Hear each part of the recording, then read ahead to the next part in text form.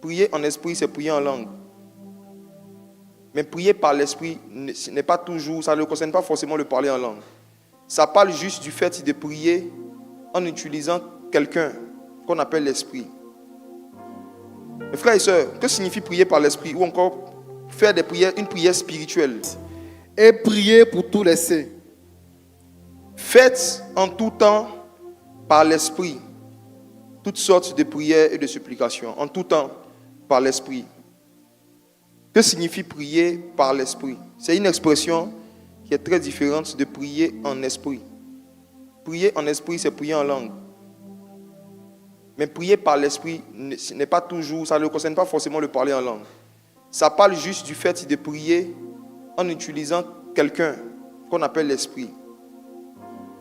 Mes frères et sœurs, que signifie prier par l'esprit ou encore faire des prières, une prière spirituelle? Si le Seigneur dit de prier par l'esprit, ça veut dire qu'on peut prier par la chair.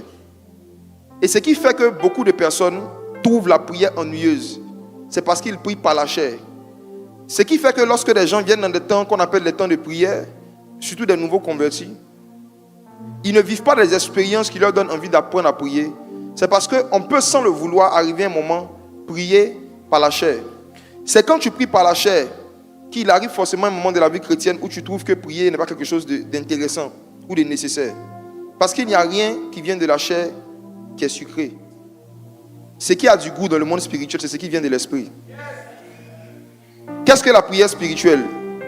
Je vais donner une définition très simple que vous pouvez garder toute votre vie chrétienne.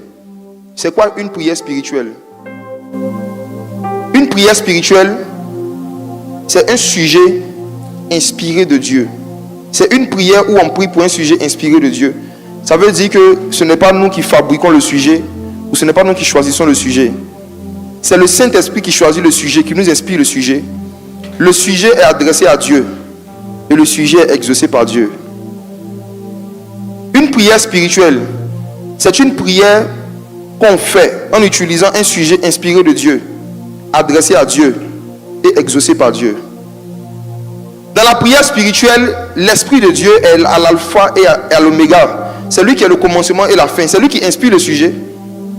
Le sujet est adressé à lui, à Dieu. Et c'est Dieu lui-même par son esprit qui exauce le sujet qu'il a inspiré. Dans le domaine de la prière, s'il y a une chose que nous devons savoir, c'est que Dieu peut ne pas nous exaucer, mais Dieu s'exauce lui-même toujours. Le Saint-Esprit peut ne pas exaucer les prières d'un homme, mais le Saint-Esprit ne peut pas ne pas exaucer les prières de Dieu. Voici pourquoi la meilleure façon de vivre une vie de prière sans frustration, c'est d'oublier ses propres sujets et de chercher les sujets de l'esprit. Lorsque tu pries par l'esprit, l'esprit t'inspire des sujets que Dieu compte exaucer.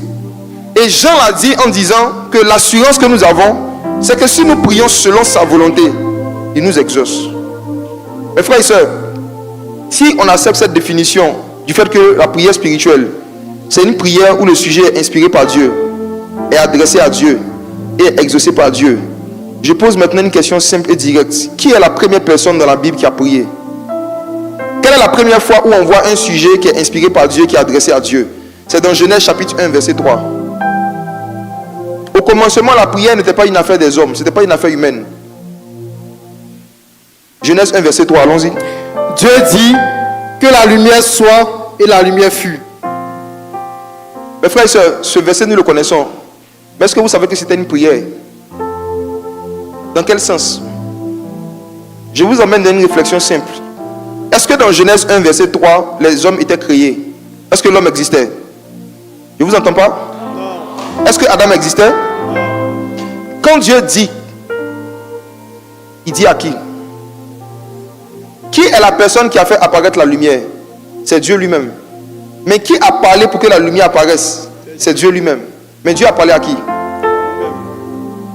Dieu voulait qu'il y ait de la lumière sur la terre. Et il y a un système qu'il appelle la prière qu'il a mis en place. C'est un système que Dieu a mis en place. La prière est un système spirituel. Je vais en parler en détail dans la suite. C'est une application. Dans le système que Dieu a mis en place, même si Dieu lui-même veut faire quelque chose sur la terre, Dieu ne peut pas faire quelque chose qu'il n'a pas dit. Avant de faire, il faut qu'il dise. Le Dieu dit précède toujours Dieu fit. Dieu ne peut pas faire ce qu'il n'a pas dit. Donc si Dieu veut faire une chose, il faut d'abord qu'il dise la chose, que la chose soit dans l'atmosphère, pour avoir le droit légal lui-même de faire ce qu'il veut faire.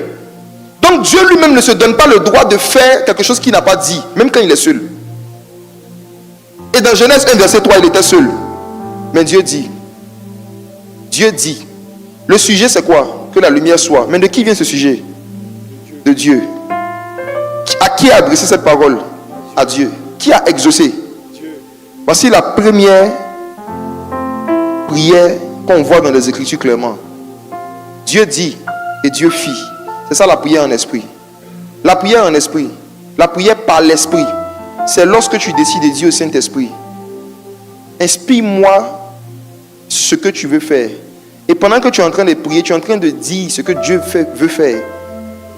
Le système actuel qui correspond à Genèse 1, verset 3, c'est le parler en langue.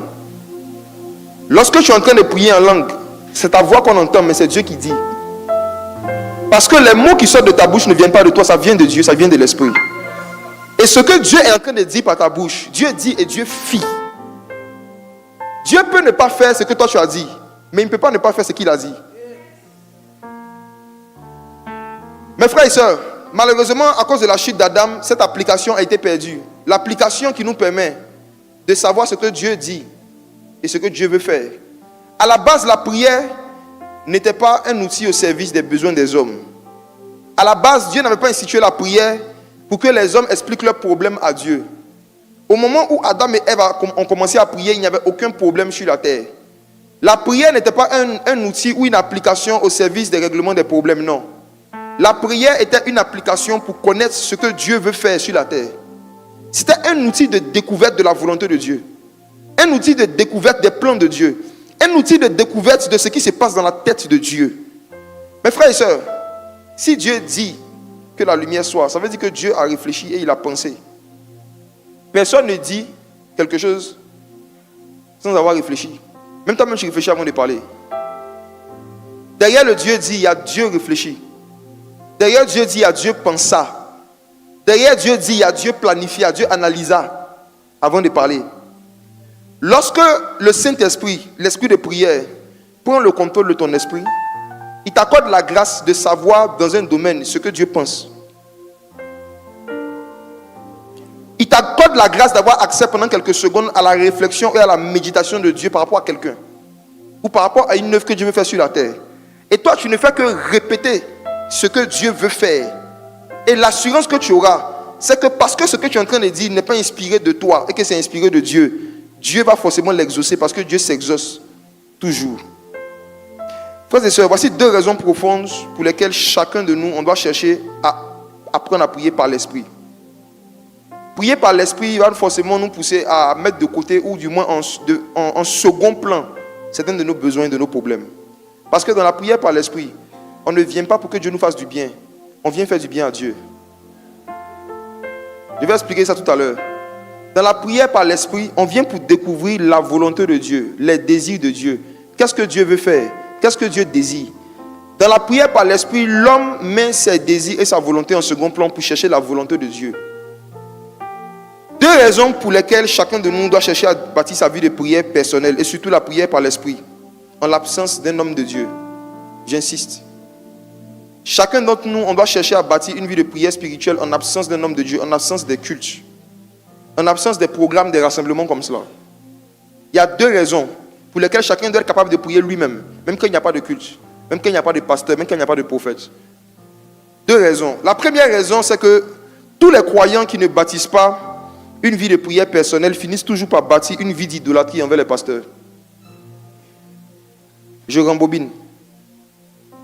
Tous les croyants qui ne cherchent pas à développer une vie de prière personnelle finissent toujours par développer une vie d'idolâtrie envers les pasteurs et les prophètes. Pourquoi? Le désintérêt pour la vie de prière personnelle produit toujours un grand intérêt pour ceux qui prophétisent. Parce que lorsqu'on ne prie pas, on n'entend pas Dieu. Lorsqu'on ne prie pas, on n'est pas visité par Dieu. On n'a aucune expérience particulière. On n'a aucune expérience surnaturelle. Et du coup, on est tenté facilement d'idolâtrer ou d'élever à l'excès ceux et celles qui ont l'air d'être plus proches de Dieu que nous. Lisons 1 Corinthiens chapitre 10, verset 7. Le manque de prière est un ciment qu'on utilise pour construire une vie d'idolâtrie. 1 Corinthiens 10, verset 7. Ne devenez point idolâtres, comme quelques-uns d'eux, selon qu'il est écrit, le peuple s'assit pour manger et pour boire, puis ils se levèrent pour se divertir. Mes frères et sœurs, le Seigneur dit dans sa parole, ne devenez point idolâtres comme quelques-uns, et il explique comment l'idolâtrie de quelques-uns s'est manifestée. Les gens se sont levés pour faire tout sauf prier. Ils se sont levés pour manger, pour boire, pour se divertir. Ils se sont levés pour faire tout sauf prier. Ils sont devenus idolâtres. Quand vous avez le temps de manger, mais que vous n'avez pas le temps de prier, vous avez le temps de devenir idolâtre. Quand vous avez le temps de vous divertir, mais que vous ne trouvez pas le temps pour prier, vous êtes en train de devenir idolâtre. L'une des façons dont Satan procède pour rendre surtout les travailleurs chrétiens idolâtres, c'est de les mettre dans un rythme de vie, un style de vie où on a le temps pour tout sauf pour parler à Dieu seul. Tu as le temps pour faire tout, pour te maquiller, c'est bon. Tu as le temps pour faire beaucoup de choses, sauf pour parler à Dieu seul. Tant que le temps que tu accordes à ta coiffure et à ton maquillage est supérieur au temps que tu accordes à la prière, tu seras toujours charnel. Je parle surtout aux sœurs. Le temps que vous utilisez pour vous rendre présentable et pour embellir votre apparence avant de sortir, s'il dépasse le temps que vous avez pris pour parler en esprit, vous allez devenir hyper charnel, ou du moins le rester. Le monde nous a appris à entretenir nos corps. Le Saint-Esprit nous a appris à entretenir nos esprits. La deuxième raison pour laquelle chacun doit chercher à bâtir une vie de prière personnelle, c'est parce que la prière, depuis le commencement, est la plateforme légale que Dieu a établie pour que les demandes les plus importantes qui doivent être réalisées sur la terre soient entendues. Je reprends et je vais expliquer ça avec des applications qu'on a aujourd'hui. La prière est une application que Dieu lui-même utilise, comme on a vu dans Genèse 1, verset 3. Au point où quand Dieu veut faire quelque chose sur la terre, il faut d'abord que Dieu dise. C'est un process. C'est comme en fait une procédure que Dieu établit dans le système des esprits, que lui-même il respecte. Dieu ne peut pas faire une chose qu'il n'a pas dit. Donc il faut d'abord que Dieu même il dise. Il faut d'abord même que l'esprit parle, que le sujet soit adressé à Dieu avant qu'il y ait une forme d'exaucement, même quand c'est Dieu qui veut faire des choses. Maintenant, en ce qui nous concerne, regardez ceci. Supposons que tu as WhatsApp. Tu as l'application WhatsApp. Et quelqu'un est en France. Et la personne n'a pas l'application WhatsApp. Mais toi, tu rentres le numéro de téléphone de la personne. Tu vas sur WhatsApp. Et tu essaies d'envoyer un message à quelqu'un. Je te pose une question. Est-ce que ça va passer? Non. Ça va pas passer. Il y a une application qu'on appelle une application de messagerie qui permet à deux personnes qui n'habitent pas dans le même monde, dans le même pays, de pouvoir communiquer. Sans cette application, vous n'allez pas pouvoir communiquer ensemble. La plateforme légale d'échange d'informations instantanées, c'est cette application. Mais il faut regarder ceci. Dieu a l'application qu'on appelle le Saint-Esprit. L'application, c'est le Saint-Esprit. L'esprit de prière. Et lorsque Dieu a créé Adam, pour pouvoir communiquer avec Adam, qui n'habitait pas dans la même sphère que lui, parce que Adam habitait la terre, Dieu habitait au ciel. Dieu lui a donné le Saint-Esprit. Le Saint-Esprit que Dieu nous a donné est l'application qui est en nous, par qui nous sommes censés passer pour transférer des messages à Dieu. Et de la même manière que si quelqu'un a l'application WhatsApp et qu'il veut envoyer un message à quelqu'un qui n'a pas l'application, il est obligé de contourner et de passer par un autre moyen qui est parfois l'appel direct ou bien le mail. De cette même façon, après la chute de l'homme, quand l'homme a perdu l'esprit de prière, Dieu était obligé de mettre d'autres moyens pour pouvoir atteindre l'homme. Exemple, les sacrifices des animaux, les ministères prophétiques de l'Ancien Testament. Les ministères prophétiques de l'Ancien Testament étaient des plateformes, des applications que Dieu a mis à disposition des hommes qui n'entendent pas sa voix, de pouvoir partir pour lui adresser des messages et recevoir des messages. Le système des sacrificateurs qu'il fallait absolument voir, à qui il fallait donner des sacrifices pour recevoir la faveur de Dieu, était une ancienne application que Dieu avait donnée pour que les hommes puissent un temps soit peu recevoir des messages de lui et lui envoyer des messages. Mais il se trouve que Dieu a emmené son fils Jésus sur la terre pour faire une mise à jour. Jésus est venu sur la terre, il a été crucifié, il a versé son sang.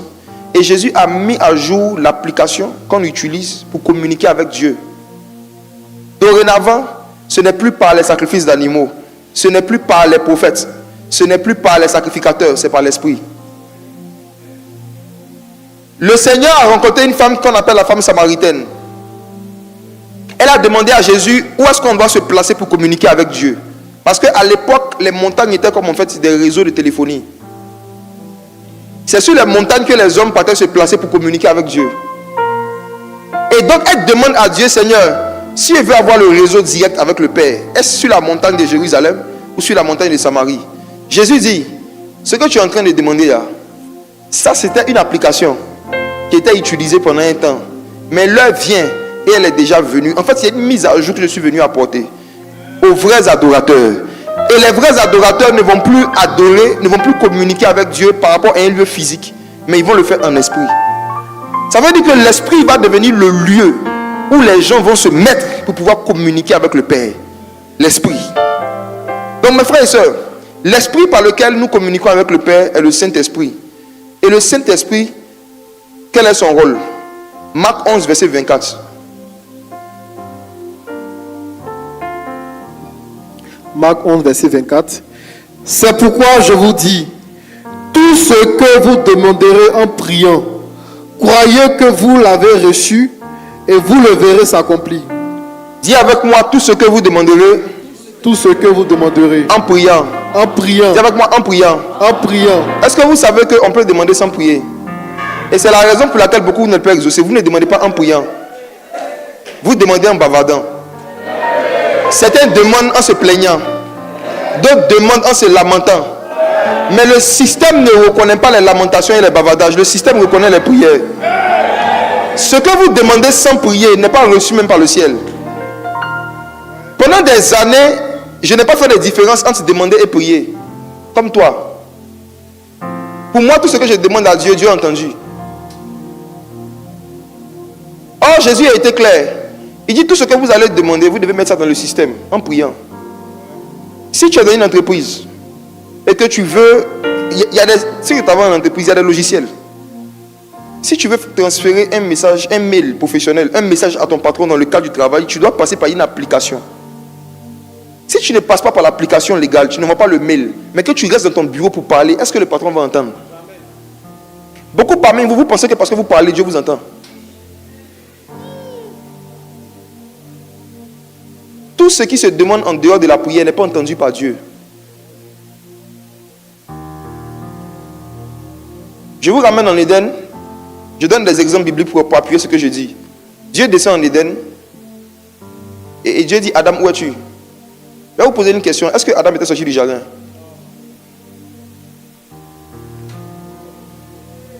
Je réponds. Dieu descend dans le jardin d'Éden. Et il dit, Adam, où es-tu? Est-ce que Adam était sorti du jardin? Mais est-ce que Dieu le voyait?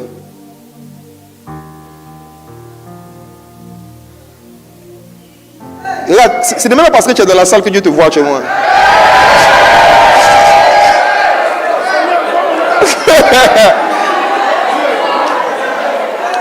Dieu est systématique. Je vais prêcher ça dans ce mois de novembre. Dieu est systématique. Dieu est dans des systèmes. Tu es hors du système, on ne te voit pas.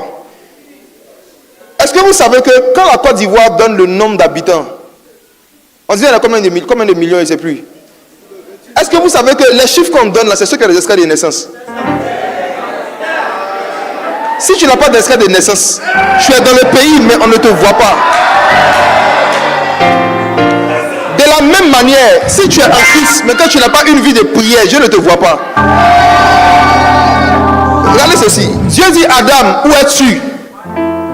Adam, où es-tu? Parce que Adam est sorti du système en étant dans le jardin. Il était dans le jardin, mais il n'était plus dans la prière. Dieu ne le voyait plus.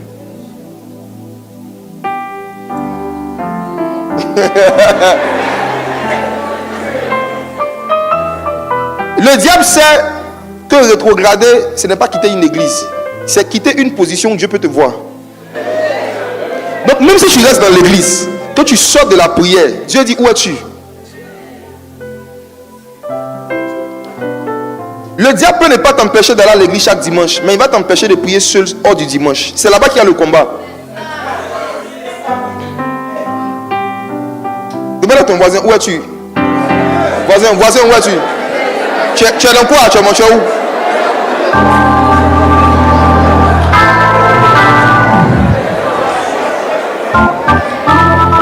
Philippiens 4, verset 6.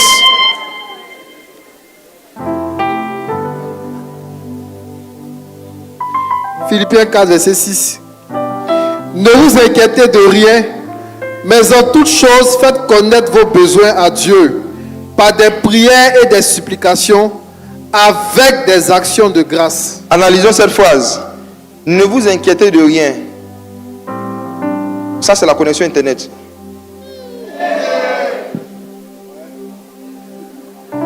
Si tu as l'application, toi tu n'as pas de connexion, on ne peut pas communiquer aussi avec toi. Tous ceux qui s'inquiètent se déconnectent du Saint-Esprit. On se connecte à Dieu par la paix, par le calme. C'est pourquoi dans le tabernacle, quand vous rentrez dans le lieu très saint, c'était un lieu où il n'y avait pas de bruit. Il faut être calme pour communier avec Dieu. C'est la connexion, la paix. Donc les inquiétudes nous déconnectent même déjà de la prière. Tout ce que vous demandez en vous inquiétant, Dieu n'entend pas. C'est ce que vous demandez en priant. Deuxième chose, il dit dans le verset, faites connaître vos besoins. Ce que je vais dire, c'est grave. Est-ce que vous vous rendez compte que la Bible nous dit de faire connaître nos besoins à qui? Vous n'avez pas dit que Dieu connaît tout? Relis le verset. Relis le verset. Philippiens 4, verset 6. Relis le verset. Relis. Ne vous inquiétez de rien, mais en toutes choses, faites connaître vos besoins à Dieu. Pause. J'aimerais que tu te poses une question. Est-ce que Dieu connaît tous tes besoins? Non. C'est quoi ça? Est-ce que Dieu connaît tous tes besoins? J'aimerais que tu te poses la question. Est-ce que Dieu connaît tous mes besoins? Vous vivez votre vie chrétienne sur la base de certaines suppositions héritées de certaines théologies. La théologie dit que Dieu est omniscient, signifie que Dieu sait tout. Moi, mon approche a un peu changé. Dieu peut savoir tout s'il le veut. Mais beaucoup de versets nous montrent que dans certains domaines, dans sa souveraineté, Dieu qui peut savoir tout a décidé de ne pas connaître certaines choses tant qu'on n'a pas mis ça dans la prière.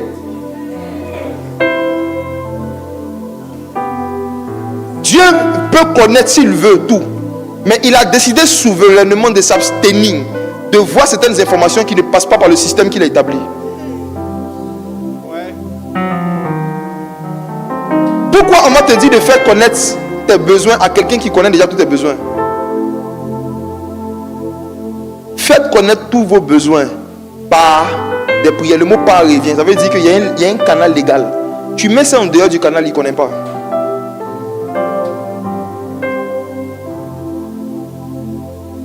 Je vous pose une question. Dieu sait que nous avons besoin de notre pain quotidien. Pourquoi Jésus dit, quand vous priez, dites, notre Père, donne-nous notre pain de ce jour. C'est un système. Ne me demande pas pourquoi il établit le système. Parce que jusqu'à aujourd'hui, tu n'as jamais demandé pourquoi quand on touche un écran, des images sortent. Tu touches l'écran et puis tu avances, n'est-ce pas? Tu ne peux pas m'expliquer le système qui est derrière l'écran tactile. Tu ne peux pas m'expliquer. On a trouvé des systèmes. On utilise le système informatique sans poser des questions. On apprend à connaître le système et on vit avec le système. Dans le monde spirituel, c'est pareil. Il y a un système que Dieu a mis en place qu'on appelle la prière. Si tu as des besoins, tu dois faire connaître tes besoins à Dieu par des prières. Donc quand dans ta tête tu as un besoin et que la première personne à qui tu penses c'est ton oncle ou ta maman, automatiquement tu sors du système. La première personne à qui tu dois penser quand tu as des besoins, c'est Dieu. Quand la première personne à qui tu penses par rapport à un besoin, c'est un homme ou une femme, tu sors du système. Beaucoup parmi vous, vous avez des attentes vis-à-vis de vos maris, de vos patrons. Tu veux avoir une promotion et tu fais connaître ça à ton patron.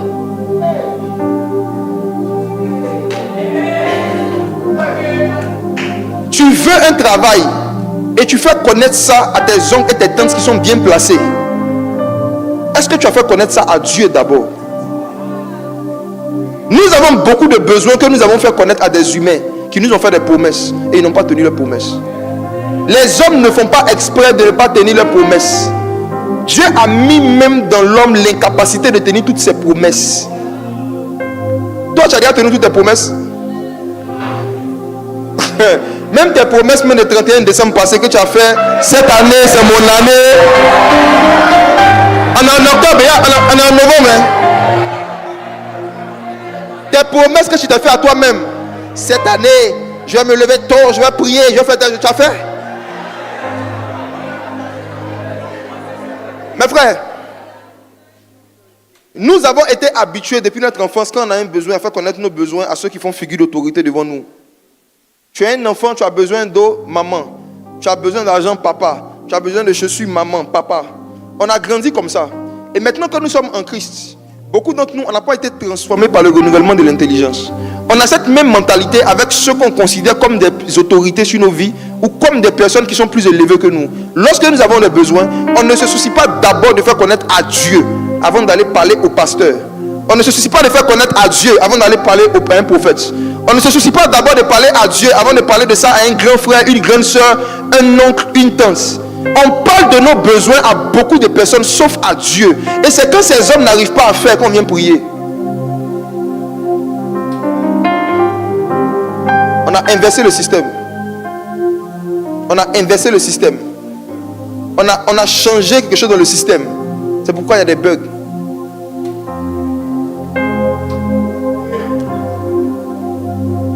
Faites connaître tous vos besoins à Dieu, car Dieu a décidé d'utiliser vos prières comme la plateforme légale pour connaître ce que vous voulez qu'on fasse pour vous. Vous ne mettez pas ça dans la plateforme, dans le système, on ne connaît pas.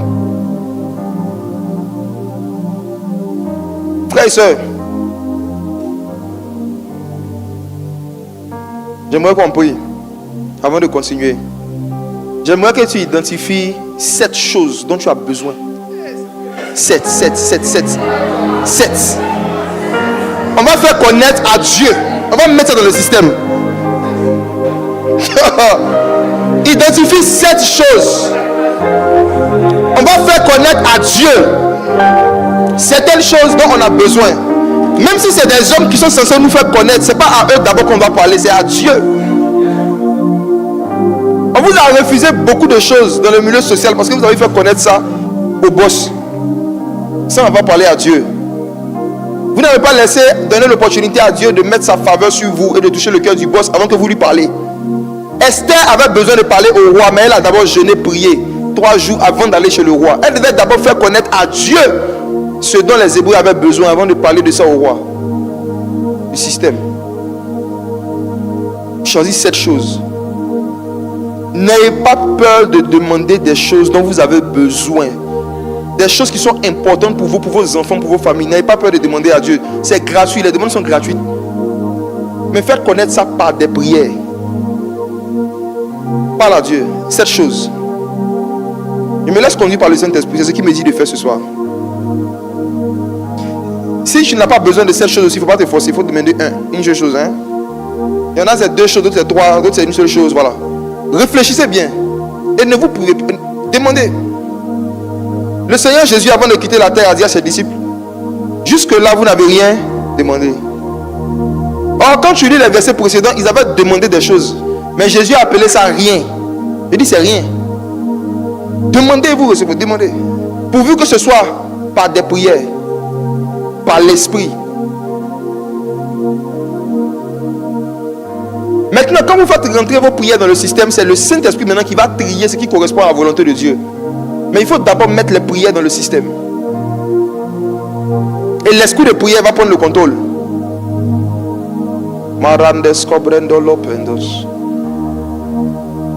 Melos siblendo prendo si la hande blandelo. Iranda la sibraca brandelo sabrendo lios. C'est le Père d'amour. Il dit, vous qui êtes si méchants, vous savez donner de bonnes choses à vos enfants. À plus forte raison, le Père ne donnera-t-il pas le Saint-Esprit à celui qui le lui demande. Faites connaître vos besoins à Dieu. Prenez la décision que plus jamais votre désir de faire connaître votre besoin à Dieu sera faible. Au point où vous allez forcément vouloir parler à un homme de quelque chose dont vous n'avez pas encore parlé à Dieu. Ne partez plus raconter des problèmes à des hommes de Dieu pour lesquels vous-même vous n'avez pas parlé à Dieu.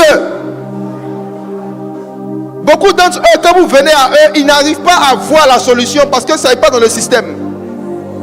Même l'esprit de prophétie se base sur les informations que la personne qui a besoin de prophétie a fait rentrer dans la prière. Plus tu parles à Dieu, plus Dieu pourra te parler à travers des hommes.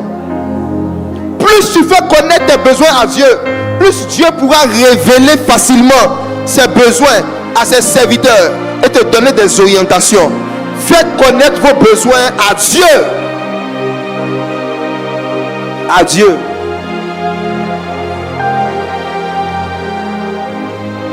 À Dieu.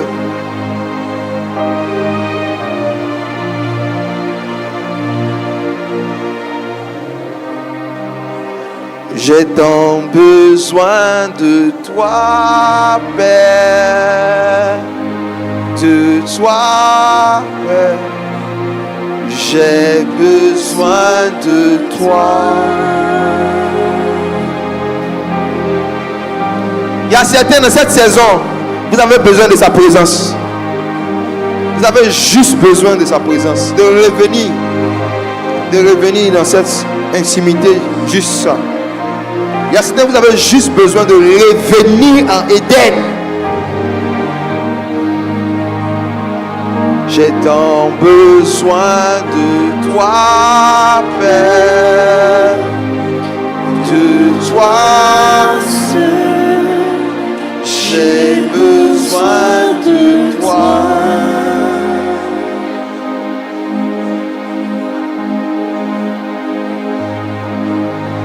J'ai tant besoin de toi, Père, de toi seul. J'ai besoin de toi. Père, créateur des cieux et de la terre, c'est toi qui dans ta miséricorde et dans ton amour nous as donné l'opportunité de nous rapprocher de toi par le sang de Jésus. Tu as dit dans ta parole de faire connaître nos besoins à toi. Seigneur, écoute les besoins de tes enfants et fais-leur vivre une expérience avant la fin de cette année. Que ceux et celles qui t'ont invoqué d'un cœur pur voient les exaucements et les déblocages de ce qu'ils sont en train de te présenter de façon miraculeuse. Sans le secours d'aucune main, mais par le doigt de Dieu, que les portes les plus fermées commencent à s'ouvrir. Que ceux qui attendaient depuis des années, depuis des mois, une réponse de certaines autorités pour entrer dans certains endroits, qu'ils reçoivent la réponse. Toi qui tiens le cœur des rois entre tes mains, comme un courant d'eau, tu l'inclines vers qui tu veux.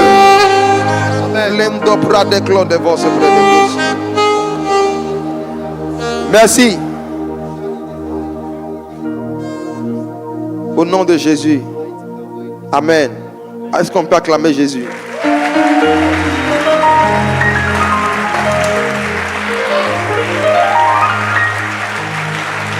Alléluia. Asseyez-vous. Voici maintenant 4 vérités profondes sur l'esprit de prière. Vérité numéro 1. La prière est une plateforme que Dieu nous a donnée pour qu'on découvre les besoins de Dieu et qu'on ait l'opportunité, nous, sur la terre, de répondre aux besoins de Dieu. Au commencement, quand Dieu a créé Adam et Ève, je l'ai dit et je le répète, Adam et Ève n'avaient aucun besoin. Dieu leur a donné tout ce qui contribue à la vie et à la piété. Ils avaient tout ce qu'il fallait pour être heureux sur la terre, tout. Mais chaque jour, Dieu parlait avec eux. J'ai déjà posé cette question souvent quand j'organise des camps. Je demande, selon vous, quels étaient les sujets de conversation entre Adam et Ève quand il n'y avait pas encore de problème de mariage, de problème d'enfants, de problème de voyage, de problème de maison, quand il n'y avait pas de maladie? De quoi ils parlaient? Adam n'avait pas de problème exposé à Dieu, mais il parlait avec Dieu. Quel était le sujet de conversation? Si aujourd'hui Dieu règle tous tes problèmes, tu vas prier pour quel sujet? Est-ce que finalement ta vie de prière ne tourne pas autour de tes problèmes? Et si Dieu t'exauce, est-ce que tu vas continuer à lui parler? Beaucoup d'entre vous, c'est parce que Dieu vous aime qu'il ne règle pas vos problèmes, parce qu'il veut que vous parlez avec lui. Dieu voit que vous n'êtes pas encore assez mature pour continuer à venir le voir sans qu'il y ait un problème. Or, il veut vous voir. Donc, il laisse les problèmes pour vous avoir dans sa présence. S'il voit que vous avez de nouveaux sujets qui n'ont rien à voir avec vos problèmes, il va commencer à régler vos problèmes. Et il va savoir que le fait de régler vos problèmes ne vous fera pas sortir de sa maison. J'ai vu beaucoup de gens ces dernières années qui avaient des problèmes financiers et qui sont venus à l'église pour qu'on prie par rapport à ça. On a prié, les affaires ont commencé à marcher. Ils n'ont plus le temps de venir au culte. Et quand ça commence comme ça, Dieu me dit, tu vois, il y a des gens que j'exauce pour que tu comprennes pourquoi je ne les exauçais pas depuis toutes ces années. Il y a des personnes, Dieu ne permet pas qu'ils aient accès à certaines bénédictions sociales parce que ça va les éloigner de la maison de Dieu. Parce qu'ils ne sont pas encore assez matures pour avoir des raisons autres que l'argent et les problèmes pour venir à l'église. Ils ne sont pas encore assez matures pour comprendre qu'on vient dans la maison de quelqu'un qu'on aime pour voir la personne. On ne vient pas voir sa voiture.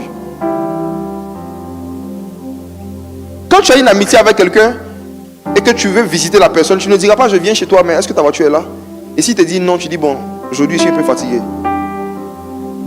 On ne vient pas chez quelqu'un pour voir son fauteuil. Tu peux t'asseoir dans le fauteuil, mais ce n'est pas pour le fauteuil que tu es venu. De la même façon, quand tu viens en Christ, tu peux avoir des bénédictions, mais ce n'est pas pour ça qu'on est là. On est là parce qu'on a une amitié avec lui. Les chrétiens les plus charnels, c'est ceux qui choisissent de venir dans leur église en fonction des thèmes.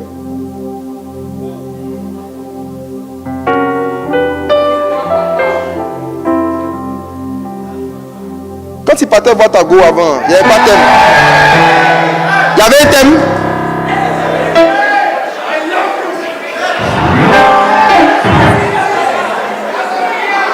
Quand on était dans le monde, et puis on devait aller voir nos chéris, on partait les voir en fonction des thèmes.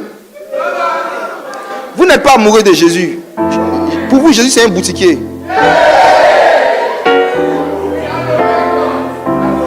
On vient dans la maison de Dieu parce qu'on veut communier avec Jésus. Donc on ne veut pas communier avec quelqu'un qu'on aime en fonction du sujet qu'on aborde. Quand tu aimes quelqu'un, souvent vous n'avez rien à vous dire, tu veux juste le voir.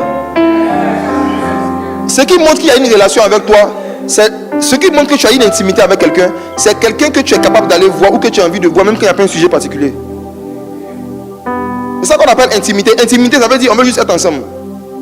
Avec ou sans thème. Quand tes enfants, tu les vois chaque jour, c'est quoi le thème?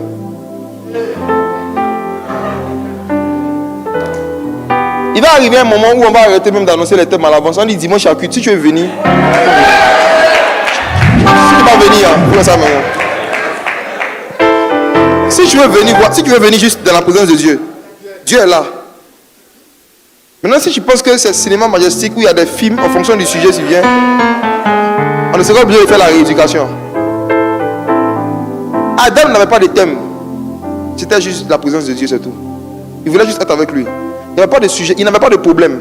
Mais Dieu parlait chaque jour avec lui. Dieu descendait dans le jardin. Ils avaient des sujets de conversation. Je me suis demandé de quoi un peu est-ce qu'il devait parler. J'ai trouvé des réponses dans le livre de Genèse. Vous savez, Dieu a expliqué la raison pour laquelle il a voulu créer l'homme. C'est dans Genèse chapitre 1, verset 26. La raison pour laquelle il a créé l'homme est la raison pour laquelle l'homme priait. Pourquoi Dieu a créé l'homme?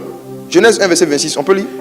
Puis Dieu dit, faisons l'homme à notre image, selon notre ressemblance, et qu'il domine sur les poissons de la mer, sur les oiseaux du ciel, sur le bétail, sur toute la terre et sur tous les reptiles qui rampent sur la terre. Dominer sur tous les animaux de la terre, est-ce que c'était un besoin d'Adam ou un besoin de Dieu? Qui avait besoin de quelqu'un pour dominer sur les animaux? C'est Dieu, non? Donc Dieu a créé Adam pour que Adam réponde à un de ses besoins. C'est ça la prière. Dieu a besoin de quelqu'un qui va dominer sur les animaux de la terre. Mais lui, il ne peut pas faire ça parce que son domaine, c'est le ciel. Dieu respecte ses lois. Un esprit n'a pas le droit de régner sur la terre. Un esprit n'a pas le droit. Un esprit qui n'a pas de corps physique n'a pas le droit de régner sur la terre. Donc même quand les esprits veulent établir leur règne, ils ont besoin d'un corps. Il faut qu'il y ait un humain qui leur donne le droit légal de se manifester. Et Dieu avait besoin d'un humain qui a lui donné le droit légal de se manifester sur la terre. Donc il dit, créons l'homme à notre image, selon notre ressemblance, afin qu'il domine. Donc Dieu avait un besoin. C'est par rapport à son besoin qu'il a créé Adam et Ève. Donc Adam et Ève, pour qu'ils puissent bien répondre aux besoins de Dieu, Dieu devait les mettre dans un environnement où eux, ils n'avaient aucun besoin. Parce que si Adam devait réfléchir comment il allait qu'il manque, il n'allait pas avoir le temps de réfléchir quel nom il doit donner aux animaux. Ce que vous ne comprenez pas, c'est que moins vous servez Dieu, moins Dieu vous sert.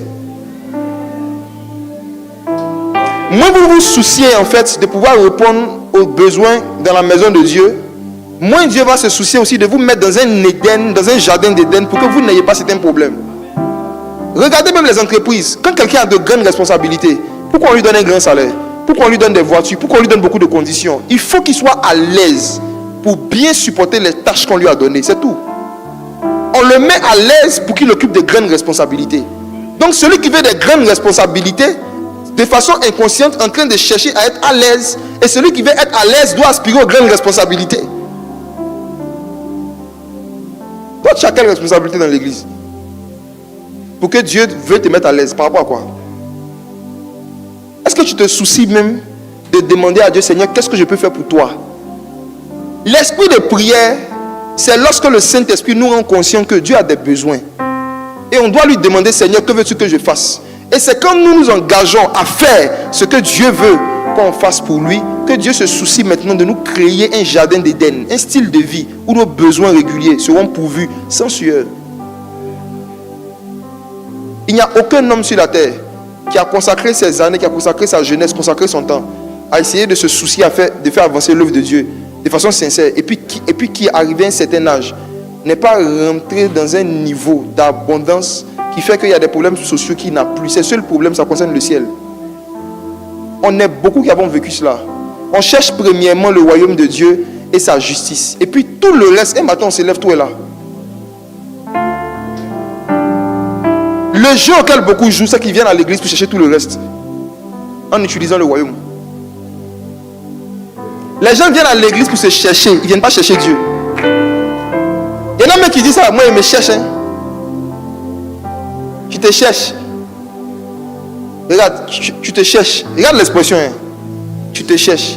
Supposons que tu te trouves. Toi, tu as quoi à te donner? Tu te cherches. Quand tu vas te trouver, toi, tu peux faire quoi pour toi? Vous venez dans les églises. Vous êtes zélés. Mais parfois, derrière ce zèle-là, il y a un désir d'aller au Canada.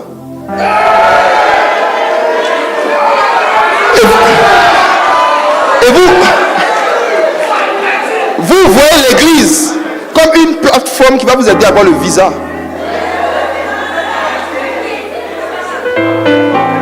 Vous faites semblant de danser avec nous, mais vous voulez fuir pour nous laisser.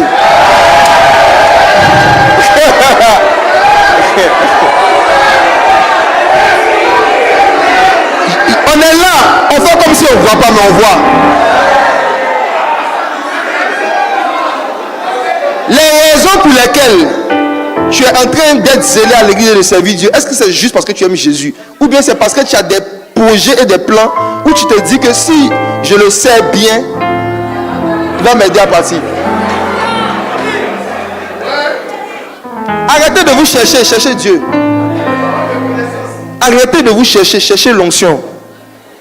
Arrêtez de vous chercher, cherchez l'onction prophétique.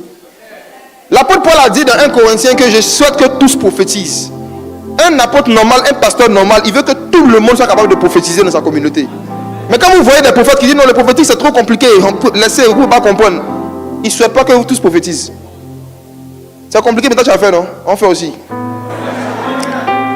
Dieu veut que chacun d'entre nous ait accès à la voix prophétique pour ne pas devenir idolâtre d'un homme.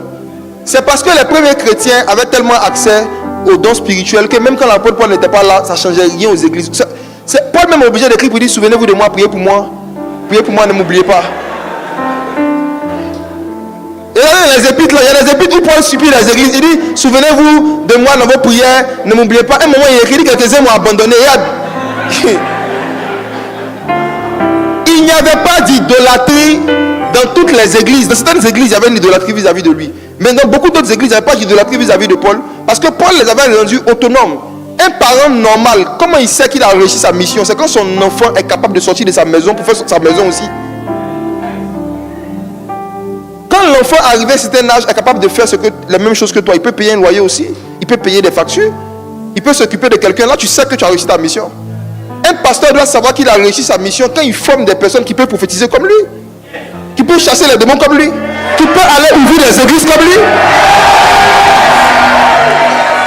L'église n'est pas la prison de Dieu, c'est la maison de Dieu. Même prison, quand on rentre là, il y a des années où on sort après.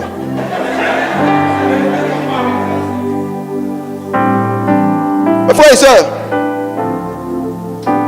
Dieu a un besoin. Il cherche des personnes qui peuvent dominer sur les animaux des champs. Et si vous regardez attentivement ce verset-là, Dieu ne parlait pas des animaux physiques. Les animaux physiques, ce n'était qu'une image. Ce qui s'est passé, c'est qu'il y avait des anges qui s'étaient rebellés contre Dieu au commencement, qui avaient été précipités et ils étaient venus établir leur domicile sur la terre. Donc Dieu avait besoin de personnes qui allaient chasser les démons. Jusqu'à aujourd'hui, c'est dans ça qu'on est. Dieu cherche des personnes qui sont capables de marcher sur les serpents, sur les scorpions, sur toute la puissance de l'ennemi. C'est la promesse que Jésus est venu donner à ses disciples. Il dit, ce que Adam a perdu, la domination sur les esprits des animaux, je vous redonne cela. Je vous donne le pouvoir de marcher sur les serpents, les scorpions, sur toute la puissance de l'ennemi et rien ne pourra vous nuire. Jésus est venu restaurer par son sang l'autorité que Adam a perdue sur les démons. Dieu a un besoin. Il cherche des femmes qui savent chasser des démons. Je dis, il y a une pénurie de femmes qui savent chasser des démons dans l'église. Je parle de l'église dans le corps de Christ en général. Il y a une pénurie de femmes prophétiques. Il y a une pénurie de femmes prophétiques. Il y a une pénurie de femmes prophétiques. Il y a une pénurie de femmes qui peuvent voir quelqu'un en train de manifester et puis qui peuvent savoir ce qu'est l'esprit, elles vont bien chasser. Il y a une pénurie de femmes qui sont capables de donner des paroles de connaissance claires aux gens en l'absence. Ce n'est pas intelligent de dire à un païen que l'esprit qui est en toi est l'esprit d'intelligence, mais qui n'arrive pas à te donner la moyenne. Ils te voient en train de parler en langue. Ils te voient en train de mettre les lourds versets en statut. Ils te voient en train de partager mes vidéos. Et ils te voient en train de tricher pour avoir la moyenne.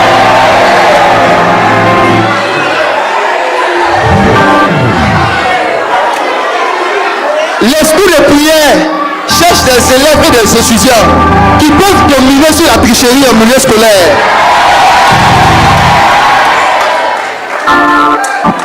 L'esprit de prière cherche des élèves et des étudiants qui peuvent avoir la moyenne et même plus sans tricher. Il faut montrer que vous dominez la bêteté.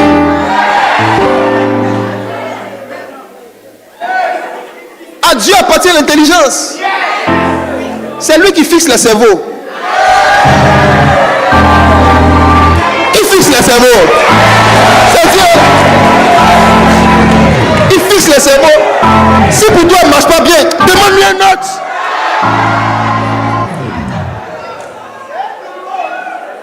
J'ai déjà rendu mon témoignage. Je le rends chaque fois. J'étais nul en tout ce qui ressemble à maths. Quand il dit ressemble, ça dit maths et ses dérivés. Physico, SVT, tout ça. Tout ce qui est un peu de science là. J'étais nul dedans, nul. Quand il dit nul là, c'est vraiment avec N majuscule quoi. C'est-à-dire, je ne vais jamais oublier cette période de ma vie où on fait bac blanc. On est toutes les terminales confondues. Terminale A1, A2, C, D. Toutes les terminales confondues dans un collège à Voltaire. Toutes les terminales confondues. Plus de 300-400 élèves. Hein? Il y a 3 admis au bac blanc. Je suis parmi les 3. Mais attention, mais j'ai eu 1 en maths, 1 sur 20. C'est-à-dire que je dominais dans le domaine de la moyenne générale. Mais maths seulement ça me dominait. 1 sur 20 avec intercalaire, j'avais pris intercalaire.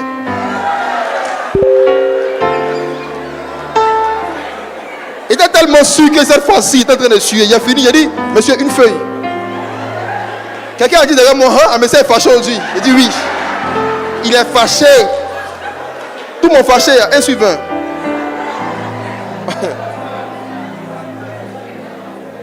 À l'époque, mes camarades savaient que je m'étais converti. J'avais dit non, moi je marche avec Jésus, il a changé de vie. Il a changé de vie, mais il n'a pas changé de moyenne. Ce que vous ne comprenez pas, c'est que Dieu cherche des personnes qui seront à son image et à sa ressemblance dans tous les domaines. C'est le but de la vie chrétienne. Une vie de prière qui n'augmente pas ta capacité de montrer à quoi Dieu ressemble. Ce n'est pas une vie de prière. Le but de la vie de prière, c'est de nous rendre semblables à l'image et à la ressemblance de Dieu. Ça veut dire plus on prie, celui qui parle en langue par exemple, il s'édifie lui-même, il se transforme lui-même, il se développe lui-même. Donc il y a une croissance, il y a un développement intellectuel, spirituel, professionnel qu'on doit constater au fur et à mesure que les mois passent, au fur et à mesure que les années passent. On doit voir que tu es en train de te bâtir toi-même. On doit voir une progression. Donc arrivé un moment, j'ai vu que mon cerveau dans ce domaine-là, ça ne fonctionnait pas. J'ai prié par rapport à ça. J'ai fait connaître ce besoin à Dieu. L'année qui a suivi, j'étais le premier dans toutes les matières qui ressemblent à maths à piger en première année. Et depuis là, j'ai commencé vraiment à m'intéresser aux chiffres jusqu'à aujourd'hui. Malheureusement, à cause de mon bac littéraire, je n'ai pas pu faire une filière scientifique, mais je me suis rattrapé après. Toutes les entreprises où j'ai travaillé dans ma vie après, c'était des entreprises informatiques. Toutes les entreprises après. Les gens même pensaient qu'ils étaient informaticiens. Je ne suis pas informaticien. Mais l'esprit de prière te donne les capacités que tu n'avais pas dans tous les domaines, mais qui peuvent servir à montrer que Dieu domine et Dieu règne sur les affaires des hommes. Faites connaître vos besoins à Dieu, même dans le domaine des matières qui vous dominent. Faites connaître vos besoins à Dieu. Faites connaître vos besoins à Dieu. Tous les hommes qui ont rencontré l'esprit de prière dans la Bible ont toujours développé des capacités intellectuelles et professionnelles qu'ils n'avaient pas avant de rencontrer le Saint-Esprit. Tous les hommes, à commencer par Abraham. Tous les hommes. Quand Abraham a rencontré Dieu, il était quoi? Il était éleveur. Il était éleveur, mais un jour, Dieu vient lui parler d'une chose qu'on appelle la circoncision. La circoncision, c'est de la chirurgie. C'est de la science médicale. Prendre le prépuce de quelqu'un et puis couper la peau sans lui créer des problèmes. Combien peuvent faire ça? Mais c'est de la chirurgie. Abraham n'a pas fait d'études de médecine. C'était un surveilleur de moutons. Mais Dieu lui a donné la capacité de pouvoir faire cette chirurgie, des opérations. C'est lui qui a coupé les prépuces de tous les garçons de sa maison sans anesthésie. Dieu lui a donné cette capacité. Tous les hommes dans la Bible, les Moïse, toutes ces personnes-là, quand ils ont rencontré Dieu, ils avaient un métier, mais après avoir rencontré Dieu, ils ont commencé à savoir faire des choses qu'ils ne faisaient pas avant. Moïse, Noé dont on parle, était cultivateur. Il n'a pas fait école des bateaux. C'est parce que Dieu avait besoin de lui pour fabriquer un bateau que Dieu lui a enseigné comment construire un bateau. L'une des choses qui montre que tu grandis dans la vie de prière, c'est quand tes capacités intellectuelles grandissent. Les choses que tu ne savais pas faire il y a 1 an, 2 ans, aujourd'hui tu dois savoir faire si tu pries normalement.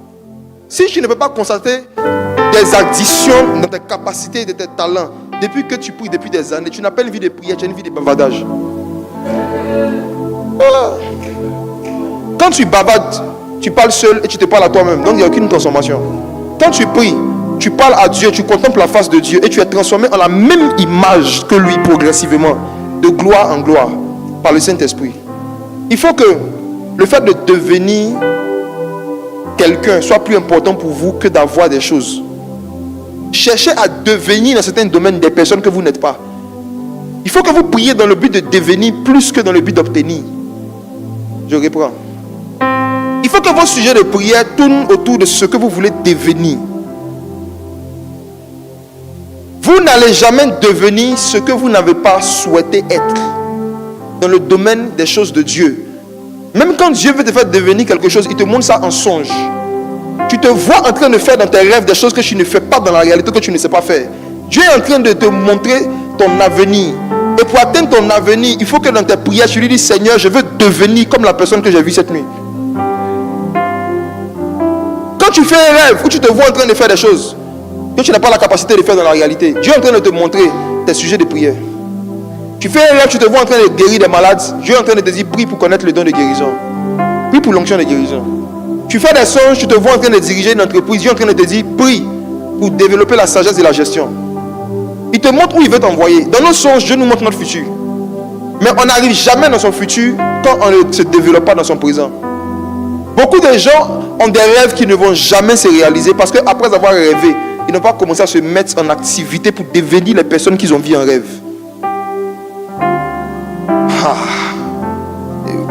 Je parle au pasteur.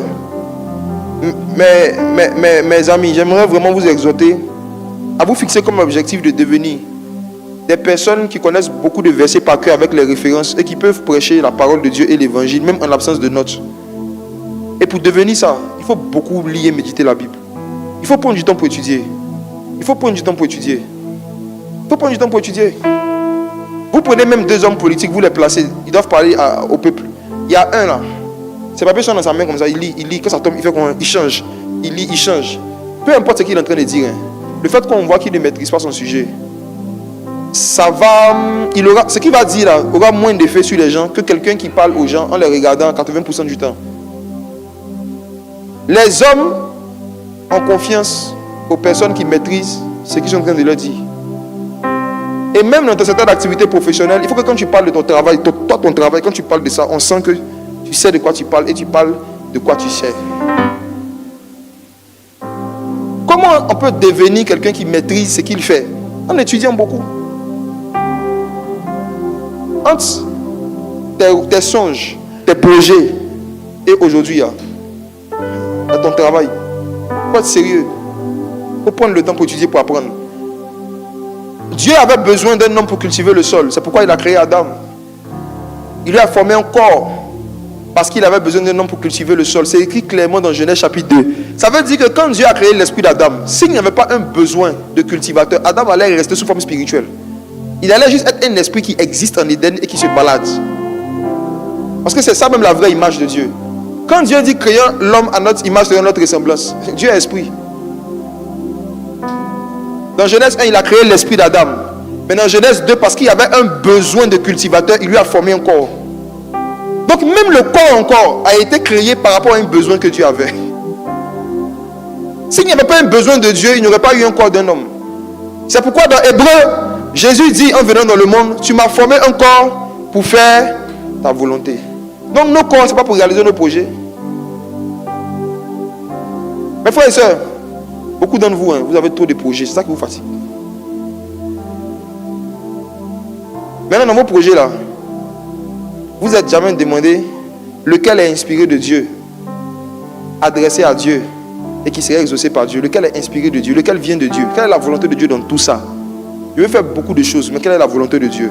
Je vous donne une image que vous connaissez pour comprendre que sur 5 projets que vous avez, il y a un seul qui vient de Dieu. David doit tuer Goliath. La Bible dit que David va et il prend combien de pierres? Combien? Mais il a utilisé combien de pierres pour tuer Goliath? Les objectifs que tu dois atteindre sur la terre là, sur 5 projets, tu as besoin d'un seul projet pour atteindre ça. Ce n'est pas parce qu'il avait 5 pierres qu'il va prendre tout pour le lapider. Vous avez un problème là, vous voulez prendre vos 5 pierres pour lapider Goliath, ça il ne met pas. Parfois vous avez 5 talents différents, 5 ça va faire, vous faites tout à la fois. Parfois c'est un seul caillou. Tu peux tuer un géant et puis faire fuir toute une armée. Un caillou. Quand Goliath est mort, tous les Philistins ont fui. Un caillou. Comment savoir parmi tous tes talents, tous tes projets, ce sur quoi tu dois te concentrer? C'est l'esprit de prière. L'esprit de prière va te faire savoir, dans tout ce que tu sais faire, le seul caillou qui va tuer le géant de ta famille. Le seul projet qui va te faire sortir de tes problèmes. Il y a un seul. Un seul. Un seul. Un seul. Dans chaque saison, on peut faire plusieurs choses, mais il faut avoir plus de concentration sur une seule chose. On peut faire beaucoup de choses, mais il faut savoir se concentrer dans une saison sur une seule chose. Les autres choses deviennent secondaires. Et je vous dis la vérité, si vous voulez savoir individuellement, personnellement, dans tout ce que vous voulez faire, tout ce que vous faites actuellement, ce sur quoi vous devez vous concentrer, priez. Demandez au Saint-Esprit. Je ne peux pas vous dire, c'est tellement personnel, c'est tellement personnel. Jean-Baptiste, au moment où lui, il devait commencer à prêcher le baptême et la repentance, Jésus devait se concentrer sur la charpenterie. Je réponds. Quand Jean-Baptiste, qui avait seulement 6 mois de plus que Jésus, a commencé à prêcher le baptême, si Jésus n'était pas en contact avec l'esprit de prière, s'il ne priait pas, il allait se dire, oh, on est né pour baptiser nous deux. Mon cousin a commencé à baptiser. Il faut que j'ouvre mon ministère de baptême aussi. Il allait voir Jean en train de prêcher la repentance et le baptême. Il allait se dire, il faut que je fasse pareil. Dans la même saison, le même esprit qui a dit à Jean de sortir pour aller prêcher, a dit à Jésus de rentrer pour aller travailler le bois. Le même Saint-Esprit. Le même Saint-Esprit. Il y a certains ici, le Saint-Esprit vous mettra à cœur de jeûner et prier beaucoup. Il va mettre à cœur à certains de jeûner une seule fois par semaine et de bien manger parce que vous devez étudier longtemps.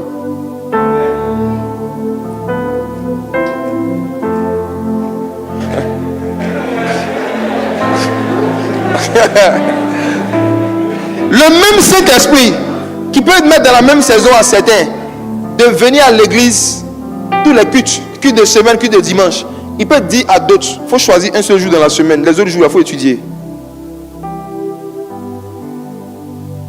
On ne vit pas les mêmes saisons. On ne doit pas donc faire forcément les mêmes choses et se concentrer sur les mêmes choses et les mêmes périodes. Qui connaît exactement les profondeurs de Dieu? Qui sait ce que chaque homme doit faire dans cette saison? C'est l'Esprit. C'est le Saint-Esprit. Et chacun doit veiller à ne vraiment pas juger la consécration de l'autre ou l'amour de Dieu pour l'autre en fonction de ce que lui veut faire dans cette saison. C'est pas parce que toi tu as envie de sortir pour aller évangéliser toute la zone que tout le monde doit te suivre. Quand tu es Chanel, tu penses que ce que tu sens que tu dois faire, c'est ce que tous les chrétiens doivent faire.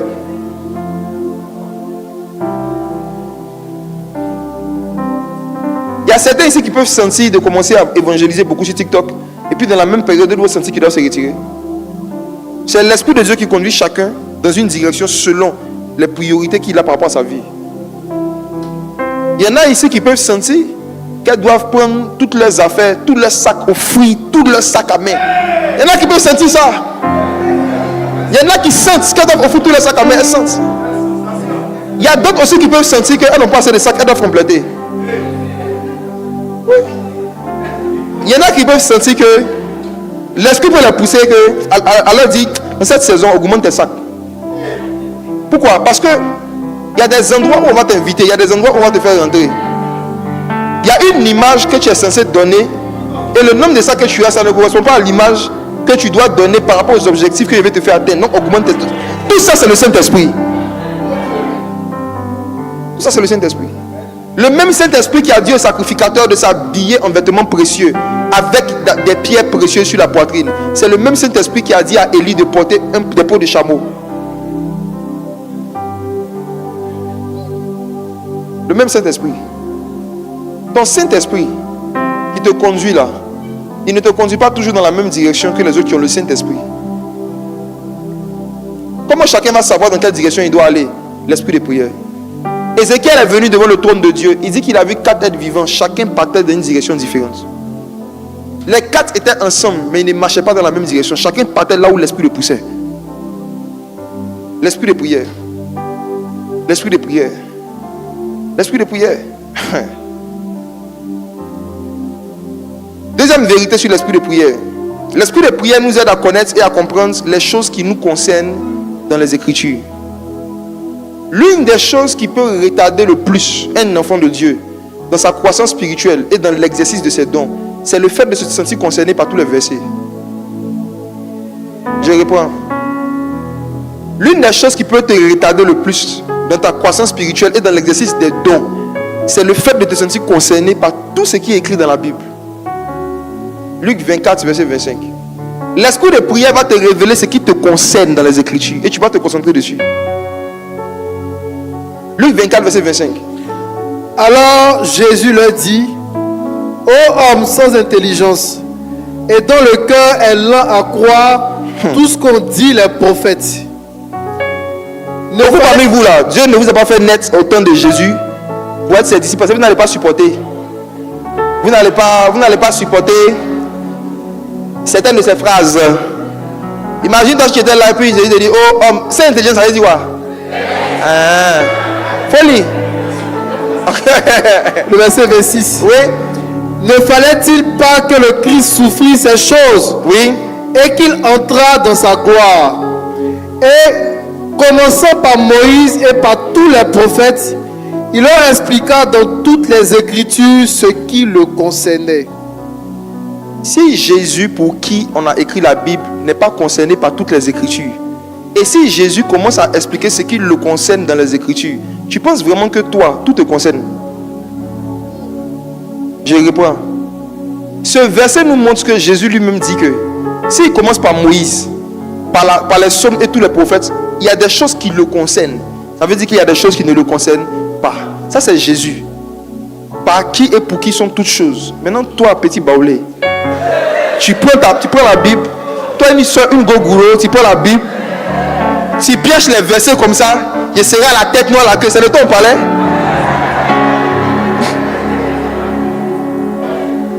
Je pense que l'un des jeux dangereux auxquels beaucoup de chrétiens évangéliques jouent, c'est de prendre des versets pour appliquer ça sur eux, ça se demander si ça les concerne dans les Écritures. Les gens se sont concernés par tout ce qui est bon dans la Bible. Ils sélectionnent les bons versets pour mettre sur la tête. L'une des expériences que vous devez rechercher en priant, c'est de demander à Dieu de vous révéler ce qui vous concerne dans les Écritures. Qu'est-ce que signifie il est expliqué ce qui le concerne? Alors, les commandements de Dieu nous concernent tous. Les commandements de Dieu, ça nous concerne tous.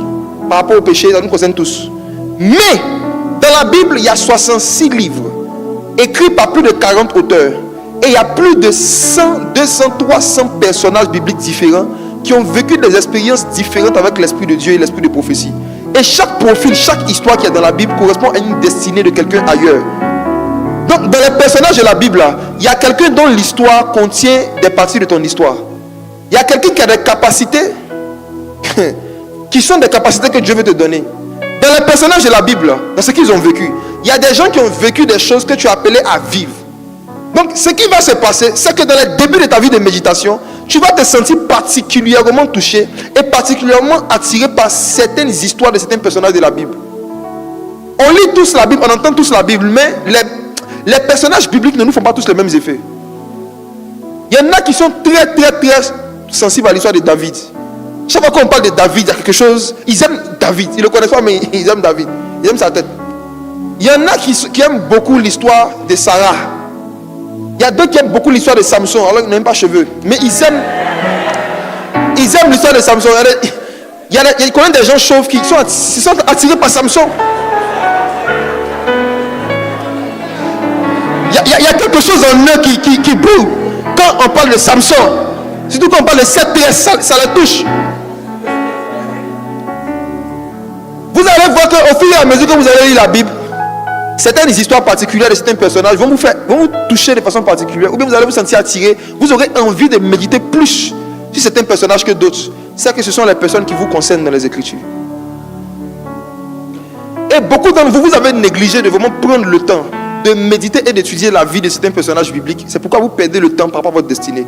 Parce que si vous faites ces méditations, vous allez découvrir des choses qu'ils ont vécues, qui sont des choses que vous devez vivre. Parce que ton futur est le passé de quelqu'un.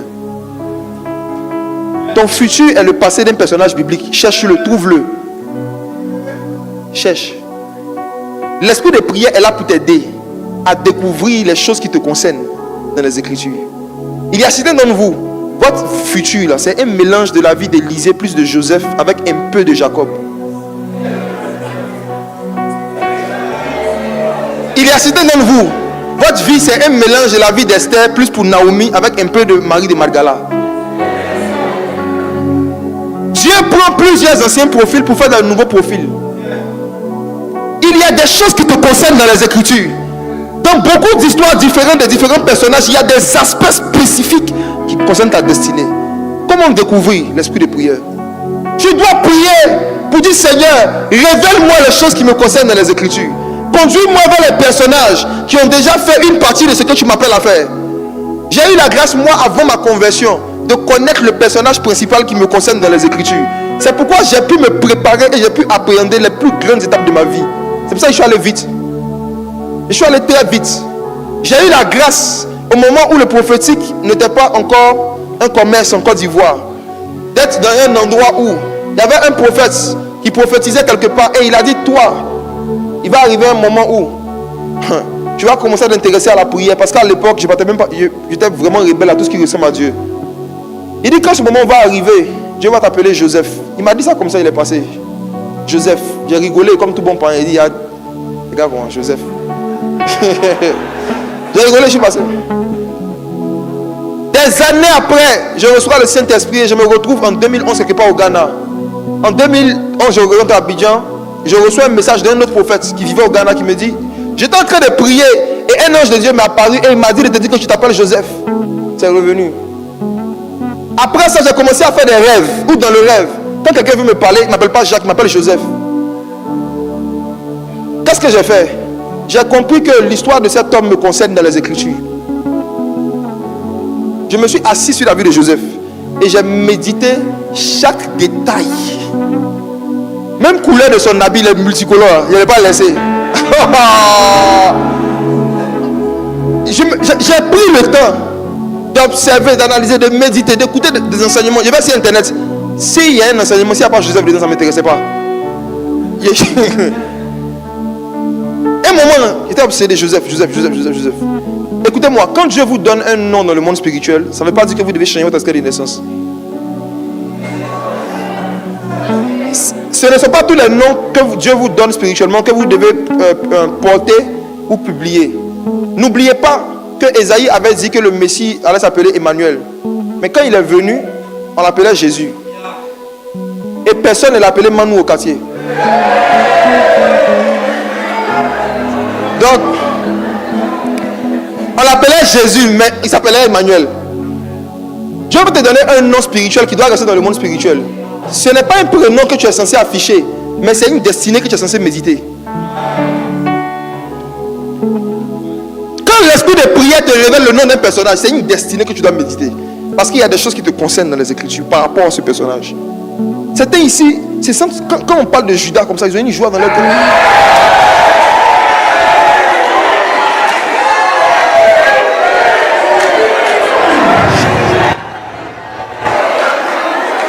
C'était leur héros, c'est Judas.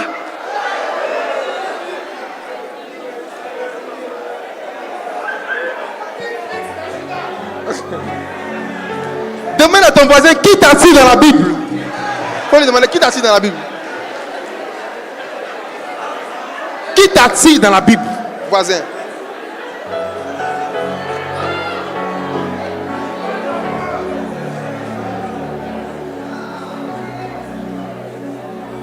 Si à chaque fois que toi, quand tu lis la Bible, quand tu vois Jézabel, ça te fait sourire dans la Bible. Il y a une joie qui vient dans ton cœur. Tu as besoin de délivrance.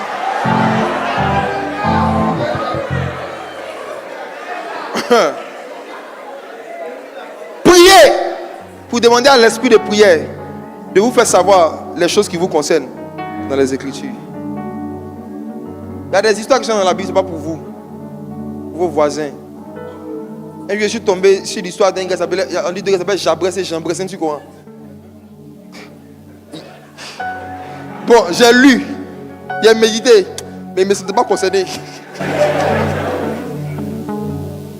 Mais quand tu me parles de Joseph, le dimanche prochain, découvrir Genèse, découvrir Christ dans Genèse, c'est le thème du mois, découvrir Christ dans le livre de Genèse. Je vais vous parler de Joseph. Joseph était l'une des plus grandes préfigurations de Christ, mais dans tous les détails. Dans tous les détails. Sa vie était une préfiguration de la vie de Jésus. Dans tous les détails. Quand j'ai médité l'histoire de Joseph, j'ai su qu'un jour mes frères allaient me vendre. J'ai su. C'est la chose auxquelles tu te prépares. Tu sais que toi, tu seras vendu.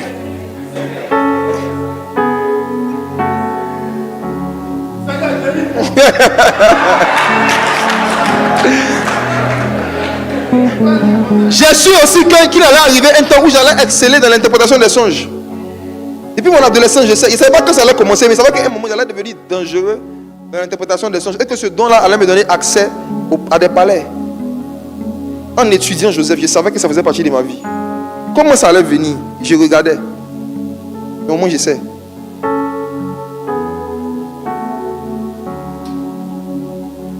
Ne jouez pas avec les noms que Dieu vous donne par prophétie, par songe ou par forte conviction répétitive.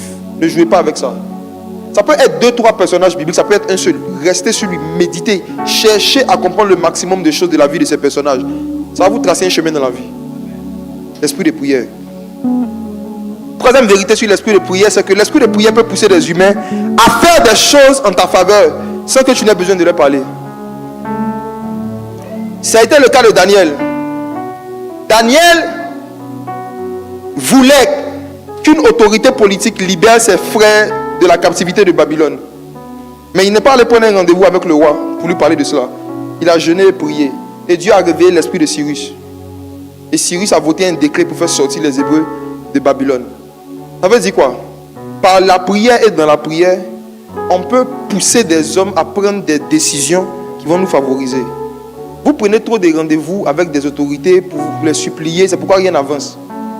Prenez des rendez-vous avec l'onction. Prenez des rendez-vous avec le Saint-Esprit. Faites connaître vos besoins à Dieu. Par l'esprit de prière, on peut pousser quelqu'un à faire quelque chose qu'il a dit qu'il ne va jamais faire. Exemple. Dans le livre de Zacharie, chapitre 12, Dieu dit que dans les derniers jours, il va répandre un esprit de prière sur les habitants, sur les Israélites. Et ils vont se tourner vers Jésus, celui qu'ils ont percé. Ils vont pleurer sur le Fils unique. Pourtant, les Juifs disent qu'ils ne vont jamais reconnaître Jésus comme le Messie. C'est eux qui l'ont crucifié. C'est eux qui l'ont crucifié. Vous êtes toujours en train de partir un peu l'église là-bas. Donc, c'est les mêmes Juifs là qui ne reconnaissent pas Jésus comme le Messie. C'est les mêmes Juifs, on nous dit dans la Bible aussi que dans les derniers jours, Dieu va permettre qu'il y ait un massacre. Une bonne partie des habitants de Jérusalem, lors de la guerre d'Armageddon, seront tués. Et ceux qui vont rester vivants, Dieu dit qu'il va répandre sur eux un esprit de prière, un esprit de grâce et de prière. Zacharie 12 à partir du verset 10. Il dit qu'il va répandre un esprit de grâce et de prière. Et l'esprit de prière va les pousser à confesser Jésus, à chercher Jésus. Donc ce que la prédication de l'évangile n'a pas pu faire aux Juifs, la prière va les pousser à faire. Dans l'esprit de prière, on peut pousser quelqu'un en priant à faire quelque chose qu'il a dit qu'il ne va jamais faire. Beaucoup d'entre vous, vous aviez promis que vous n'allez jamais être dans les histoires de Alléluia, Alléluia, Alléluia, mais vous voici aujourd'hui. Beaucoup d'entre vous, quand vous regardiez il y a 10 ans, 15 ans, 20 ans, les chrétiens évangéliques de loin, vous moquez. Vous allez dire que vous n'allez... Qui comme moi s'est déjà moqué du parler en langue? Quand il était dans le monde, qui s'est déjà moqué du parler en langue? Moi, c'était ma partie préférée de la culte. Quand j'étais païen,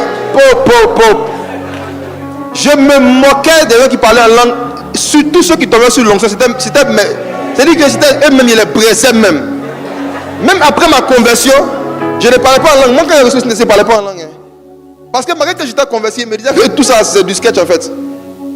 Et je me demandais toujours, après ma conversion, il pleure pourquoi en fait? Je venais à l'église, je regardais, et puis quand les gens pleurent, dans mon cœur, il dit, mais il n'y a pas de problème en fait. Il me moquait des gens dans mon cœur. Aujourd'hui, nous voici. Demande à ton voisin, qu'est-ce qui t'est arrivé? Qu'est-ce qui t'est arrivé, voisin?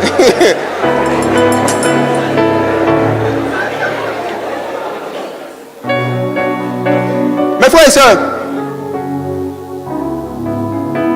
tout ce que nous avons dit que nous n'avons jamais fait de bien et que nous sommes en train de faire aujourd'hui, c'est le résultat de la prière de quelqu'un.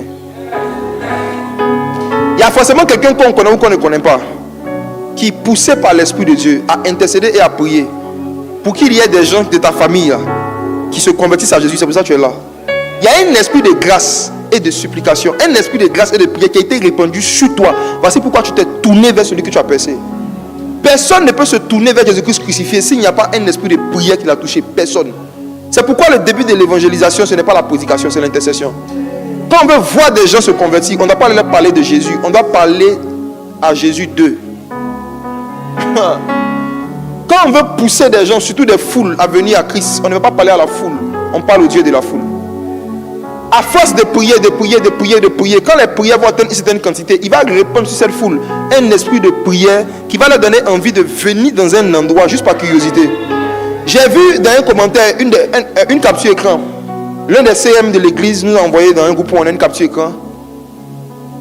Bon, je ne sais plus si c'était dans le groupe des CM, mais quelqu'un m'a envoyé une capture écran où un gars disait en bas d'une de mes vidéos, ce Jacques Amessan, je ne sais pas c'est qui, mais à cause de lui, depuis un moment, il y a beaucoup de nos petits qui ne viennent plus au culte. Et tous ils disent, ils se vont voir ce qui se passe là-bas, ils reviennent. Mais quand ils vont, ils ne reviennent plus. Je dis à ce genre de personnes, s'il vous plaît, retournez chez vous. Quand on vient au cinéma, quand le film finit, on s'en va à la maison. Hein? Si vous êtes venu juste pour voir quelque chose, c'est comme vous avez vu là, vous avez vu non? Retournez chez vous. On ne quitte pas une église, on ne quitte pas une église parce qu'il y a des choses surnaturelles dans notre église qu'il n'y a pas chez nous. J'étais dans ta maison, on faisait toujours sauce aubergine. Chez le voisin, on faisait poisson braisé, mais tu n'as pas changé de maison. C'est quel enfant qui va changer de parents parce que les voisins ont des plats qu'il n'y a pas chez lui? C'est quel enfant ça? Tu allais au restaurant, parce que ta maman fait toujours sauce aubergine. Il peut arriver que dans une autre communauté, dans une autre église, il y ait quelque chose de Dieu dont tu as besoin, mais il faut apprendre à être très loyal et très fidèle dans une maison que Dieu nous a plantée. S'il n'y a pas de problème particulier, tu restes. Si à un moment, le berger, au lieu de donner sa vie pour ses brebis, le berger est en train de manger la vie des brebis, il faut t'échapper. Et voilà. Le bon berger donne sa vie. Quand à un moment on veut manger ta vie, là, on est dans ta vie comme ça, dans ton sang, il faut fuir. Ça, c'est plus le berger. Ça, c'est autre chose. C'est autre chose. Non, mes frères, ce qui se passe, c'est quoi? Ce que les gens ne savent pas, c'est que ne pensez pas que quand les gens se sentent attirés par un ministère, par une église, c'est le fruit des publications, des réseaux sociaux. Il faut faire publication aussi. Regarde, si ce sont les créas et puis les publications qui attirent les âmes, c'est gratuit. Tout le monde n'a qu'à faire, on va voir. On voit un truc. La vérité, c'est que derrière les créas, derrière les publications, il y a beaucoup de prières que vous ne voyez pas. Et c'est ce parfum spirituel-là qui crée une attraction. Ce n'est pas la beauté des publications. Dans les publications, mais souvent en faute d'orthographe. C'est pas la beauté ou bien l'irréprochabilité des publications qui attirent les personnes. Il y a quelque chose d'autre. La Bible dit que ce qu'on voit dans Hébreu, ce qu'on voit n'a pas été fait de choses visibles. Donc tout ce que vous voyez, les conséquences, ça ne peut jamais être le fruit d'une stratégie que vous avez vue. Si vous arrivez à voir une stratégie, c'est que ce n'est pas ça qui a produit ce qu'on voit. Ce qu'on voit dans les choses de Dieu est toujours fait à partir de choses qu'on ne voit pas. Beaucoup parmi vous, vous êtes ici. Parce que je vous ai appelé sans composer votre numéro.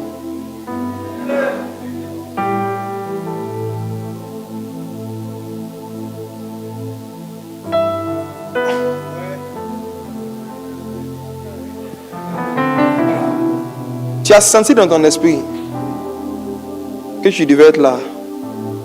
Qu'est-ce qui t'a donné envie d'être là? Tu as déjà écouté beaucoup de messages sur la prière. C'est Dieu qui met en nous le vouloir et le faire. Dans tous les domaines où vous voulez qu'un homme fasse quelque chose vous concernant, faites connaître à Dieu.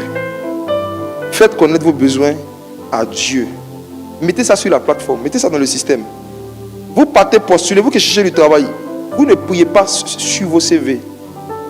Vous ne priez pas après avoir envoyé vos CV. Vous ne savez pas que le monde du travail est un monde spirituel. Vous savez à combien de CV les gens reçoivent? Ceux qui reçoivent le CV là, ils ne font pas exprès de ne pas vous rappeler. Ils se sentent attirés par certains CV et ils sentent l'envie de rejeter d'autres en fonction de la charge spirituelle qui est derrière. Ce n'est même pas toujours en fonction des qualités ou de la beauté du CV. Il y a quelque chose que même il n'arrive pas à expliquer qui font qu'il peut voir une photo de quelqu'un puis il dit j'aime sa tête. Il y a des gens qui ont été appelés dans les entretiens juste parce que les recruteurs voulaient voir leur visage. Est-ce que vous savez ça?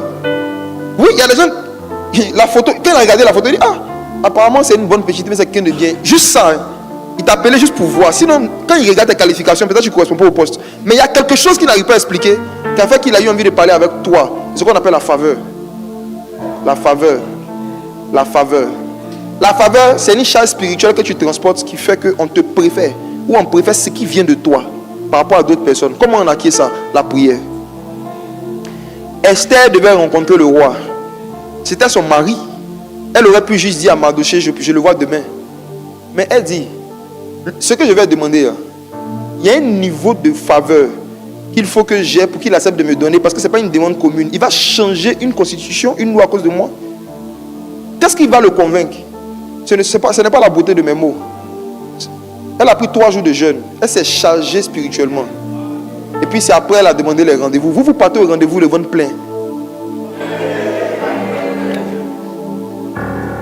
Vous partez dans des entretiens d'embauche. Vous partez présenter vos produits, chercher des clients, toujours le ventre plein.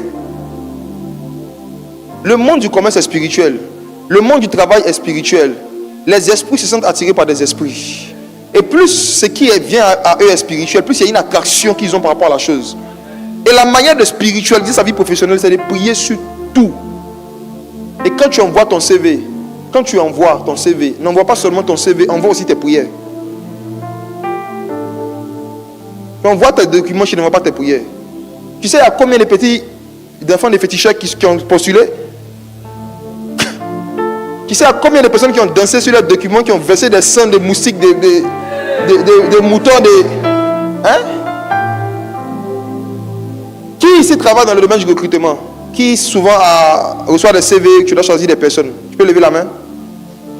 Est-ce que vous avez déjà, bon, au temps où on envoyait les CV de façon physique, est-ce que vous êtes déjà arrivé de prendre certains CV sur lesquels il y a des taches?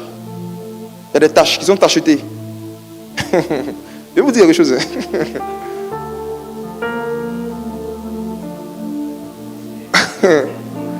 Les RH n'avez pas peur. Mais je vais vous dire quelque chose. À l'époque où on envoyait encore forcément les CV en format physique, ce que beaucoup d'enfants d'occultistes ou d'occultistes faisaient, c'est qu'ils faisaient des incantations et des libations avec leurs documents avant de les envoyer. Donc il y a des tâches que vous avez vues. C'est pas que c'est pas la saleté, mais c'est pas des erreurs. Non. C'est des petits crachats de fétiche. Crachats de fétiche. Des petits sangs de poulet. Si vous regardez Lévitique, vous allez voir que l'une des pratiques que Dieu avait montré au sacrificateur, c'est que quand il faisait un sacrifice, il devait prendre un peu du sang de l'animal pour mettre sur une partie. C'est-à-dire, soit tu prends du sang, tu mets sur ton lobe droit, ou bien tu mets, c'est-à-dire volontairement, tu mets une petite tache. Beaucoup d'occultistes pratiquent ça aujourd'hui. Ils font des sacrifices, ils font des choses. Vraiment, ils crachent, ils font des trucs, mais pas. Et beaucoup d'entre vous là, qui êtes RH, vous devez beaucoup prier avant de toucher certains documents, parce que ces documents contiennent des charges spirituelles occultes. Les gens travaillent des dossiers, ils travaillent des documents pour vous influencer. Quand vous prenez des documents, après vous avez des vertiges. Vous ne faites pas de lien. Vous travaillez sur des dossiers, après vous avez des malaises pendant la journée. Vous travaillez sur certains dossiers, et puis après vous faites des songes bizarres, des cauchemars bizarres. C'est des esprits qui vous attaquent parce que le dossier de l'enfant est entre vos mains.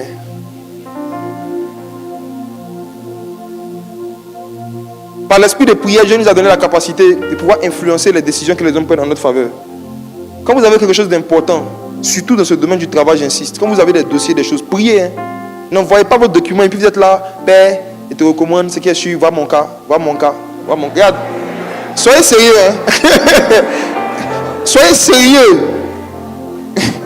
Soyez sérieux. Il y a un combat spirituel autour de tout ce qui va permettre à un enfant de Dieu d'avoir un peu plus d'argent et de richesse. Le diable ne veut pas que la puissance financière tombe entre les mains des gens qui ont le Saint-Esprit, de peur qu'ils n'utilisent ça pour financer l'œuvre de Dieu. Donc tout poste, toute promotion, tout marché qu'on peut te donner, une fois que tu es chrétien, Satan ne veut pas qu'on te donne. On te donne, tu vas prendre par les financer le combat d'évangélisation, ils vont chasser le démon. Donc il y a un combat spirituel. Ta vie financière devient spirituelle quand tu deviens spirituel. Tu es obligé de prier pour tout et surtout. Si Daniel n'avait pas prié pendant 21 jours, il n'allait jamais recevoir la réponse d'un ange par rapport au message qu'il attendait. L'ange lui a dit, quand je venais te donner le message, il y a un autre démon qui m'a bloqué pendant 21 jours. Donc si un démon peut bloquer les réponses de Daniel, toi tu penses de toi, on ne peut rien te faire. Hey! L'ange a informé Daniel, il dit, Dani, tu jeûnes bien, tu pries bien. C'est vrai que Daniel, tu n'as rien fait, mais il faut savoir que ça fait 21 jours, un retard de 21 jours sur ton exaucement. Hein. Tu étais censé recevoir la réponse, tu étais censé recevoir le mail depuis longtemps. C'est juste qu'il y a un démon qui s'est opposé à ça dans le monde spirituel. Mais comme tu étais un jeune, on m'a apporté du secours, je suis venu te parler. Imagine si Daniel se baladait au quartier. Oui. Il allait faire 1 an, 2 ans, il n'allait rien recevoir, il allait penser que Dieu ne lui parle pas. Or, c'est lui qui ne parle pas à Dieu. S'il ne parlait pas à Dieu, Dieu n'allait pas lui parler. Donc, quand vous avez des sujets importants pour lesquels vous avez besoin que Dieu intervienne, parlez à Dieu régulièrement, insistez dans la prière jusqu'à ce que vous voyez les instruments, persévérez dans la prière. Faites en tout temps par l'Esprit toutes sortes de prières. Veillez à cela avec une entière persévérance. C'est ce que le verset, il faut persévérer. Il faut insister, il faut répéter. Il faut revenir dessus à certaines fréquences. Je termine avec ceci. L'esprit de prière aussi a l'avantage de nous rendre invisibles dans le monde spirituel face aux grandes attaques des démons et des sorciers. L'une des raisons pour lesquelles Dieu nous dit de beaucoup prier, surtout prier en esprit, ce n'est pas pour se faire voir, au contraire c'est pour disparaître. Les gens qui utilisent le parler en langue pour faire challenge des zombies, je vous dis, je vous ai déjà parlé de ça, je répète, j'ai dit, tout ce que vous ne faites pas pousser par l'esprit, ça vient de la chair. Il y a des gens qui n'ont pas compris que le parler en langue, ce n'est pas un jeu, mais ce n'est pas un truc qu'on prend pour se monter en fait. On ne prend pas ça pour s'enorgueillir. Ce n'est pas un truc qu'on prend pour montrer qu'on est spirituel. Bien au contraire. Tout ce qui vient de l'esprit de prière, c'est pour nous faire disparaître, pour faire voir Christ. La Bible dit dans 1 Roi chapitre 18, verset 7 à 11. On va lire ça pour finir. 1 Roi 18, verset 7 à 11. Quelque chose que Élie a vécu. Tu peux jouer. L'esprit et l'épouse disent, viens. Comme Abdias était en route, voici, Élie le rencontra. Abdias, l'ayant reconnu, tomba sur son visage et dit, « Est-ce toi, mon Seigneur Élie ?» Il lui répondit, « C'est moi. Va dire à ton maître, voici Élie. » Et Abdias dit, « Quel péché ai-je commis pour que tu lies ton serviteur entre les mains d'Akab, qui me fera mourir? L'Éternel est vivant.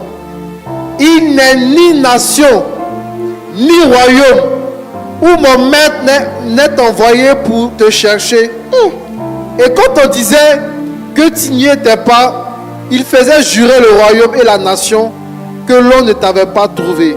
Mes frères et sœurs, ce que nous ne voyons pas souvent dans l'histoire d'Élie, c'est qu'il y a un temps où il était invisible alors qu'il était à Sarepta. Ce monsieur lui explique que toi, dans tous les pays du monde, il dit il n'est ni nation, ni royaume où on n'est pas envoyé te chercher. Ça veut dire même à Sarepta. Et à chaque fois on ne te voyait pas. Même à Koumassi,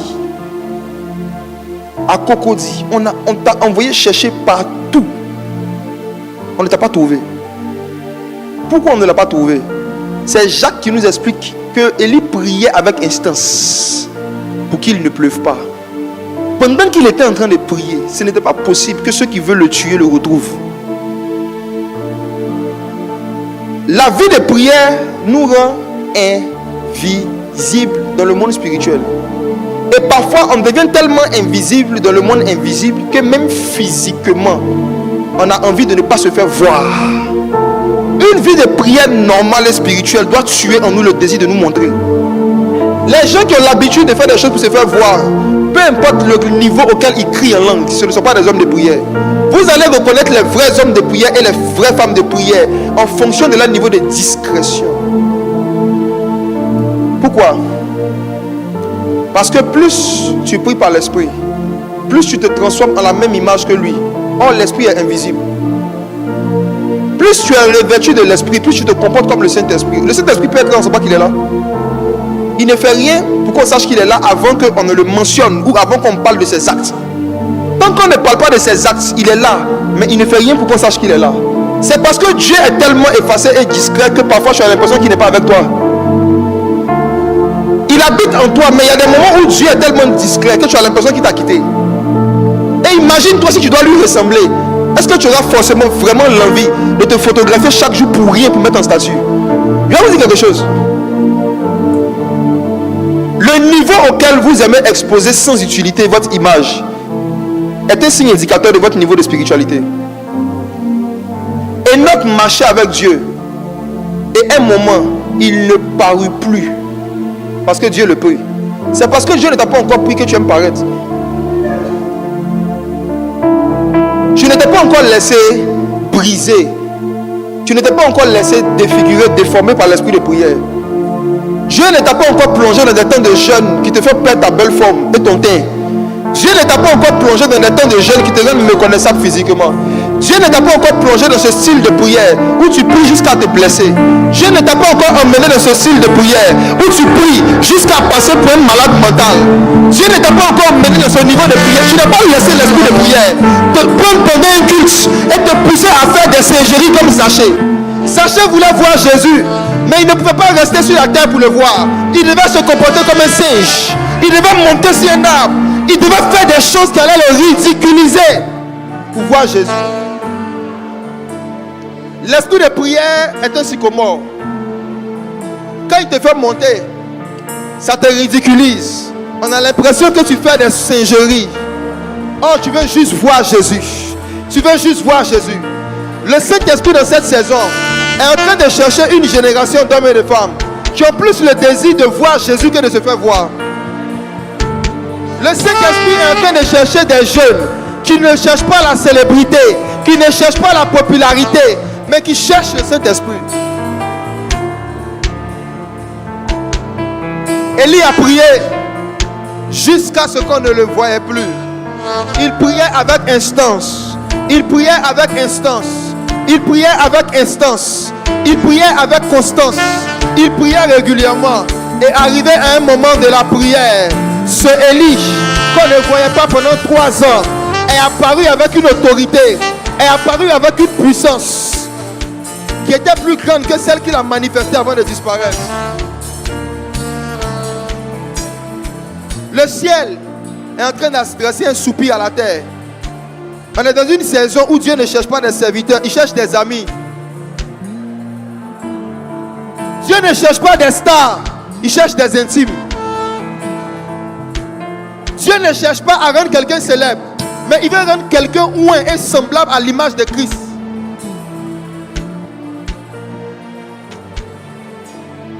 Quand le Seigneur est apparu à Abraham, l'une des promesses qu'il lui a faites, c'est « Je rendrai ton nom grand ». Il s'appelait Abraham. Et quand il s'appelait Abraham, Dieu lui dit « Je rendrai ton nom grand ». Dieu n'a pas dit « Je te rendrai grand ». Dieu ne veut pas te rendre grand. C'est ton nom, pas toi. Dieu est en train de dire à Abraham, je vais te donner un nom qui sera grand. Et il lui a donné Abraham. Et Abraham était le nom du lieu où les justes partaient après leur mort. Abraham était un nom de Dieu lui-même, que Dieu a pris, qu'il a partagé avec un homme sur la terre. Quand Dieu dit je rendrai ton nom grand, il est en train de te dire simplement qu'il va te donner son nom. Mais le droit légal par lequel un époux peut donner son nom à une épouse, c'est le mariage. Il y a une alliance qui doit se créer entre un homme et une femme pour qu'il puisse lui donner son nom. C'est pourquoi Jésus est notre époux. Dans le monde spirituel, le Saint-Esprit veut t'emmener à un niveau où quand les démons te voient, ils ne disent pas j'ai vu Junior. On t'appelle Christ.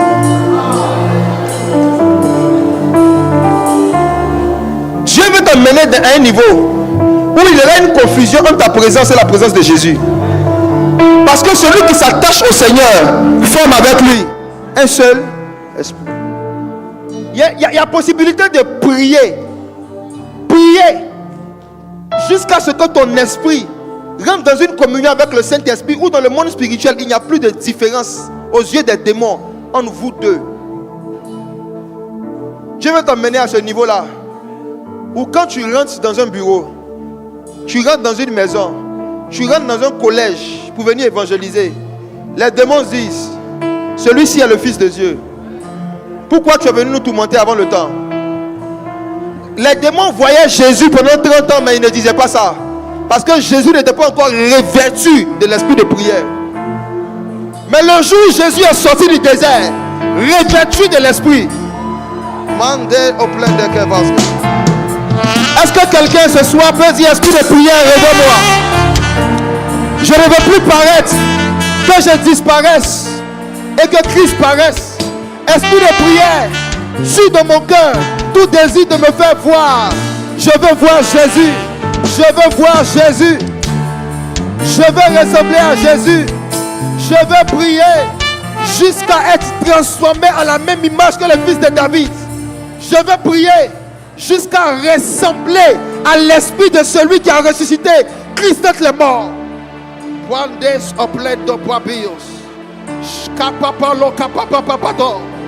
Neklos epako endekia. Akapu endekladeke opasila hia. Oprim do plendokia. Activez l'application. Activez l'application. Chati kapila complet de cas.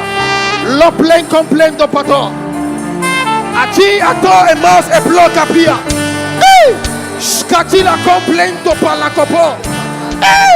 Scopa la camon de leila bo. Na la kama la kando sabe. Era sopla kamando sable. Ilu brendus kipa. Ala kamande.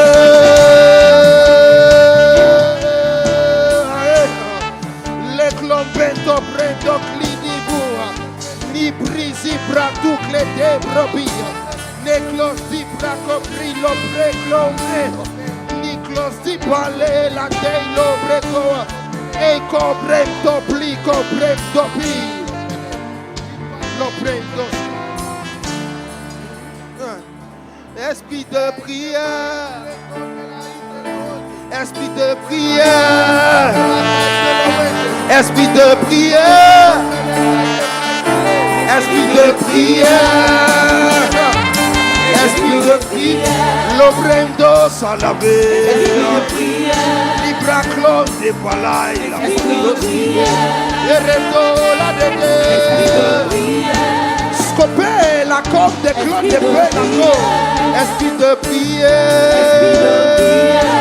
esprit de prière, esprit de prière, esprit de prière, esprit de prière, esprit de prière, esprit de prière, esprit de prière, esprit de prière, esprit de prière, esprit de prière, esprit de prière, esprit de prière, lo prendo si preglo de palito, aprendo prede, esprit de prière, ira suple coprendo et rendo preglo de esprit de prière. Tant que tu m'inspireras des langues nouvelles, Je parlerai.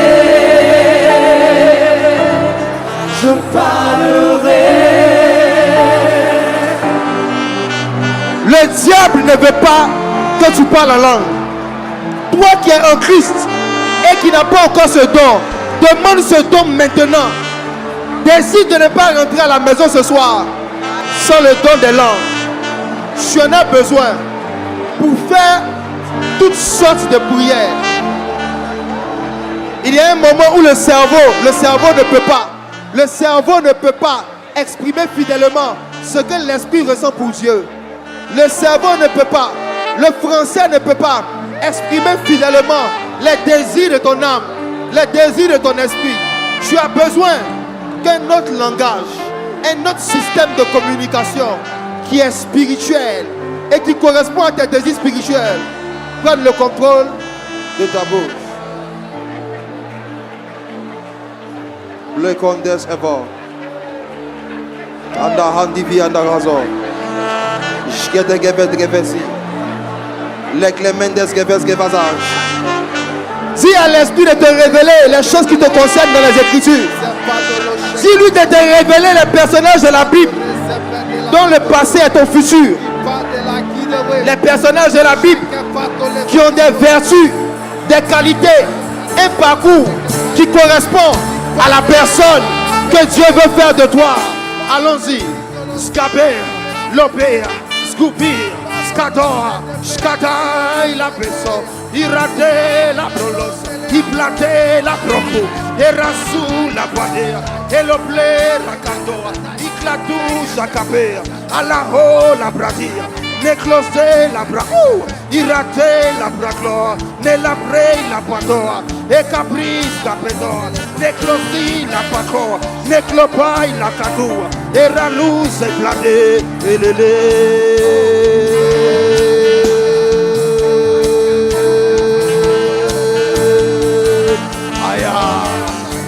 Capo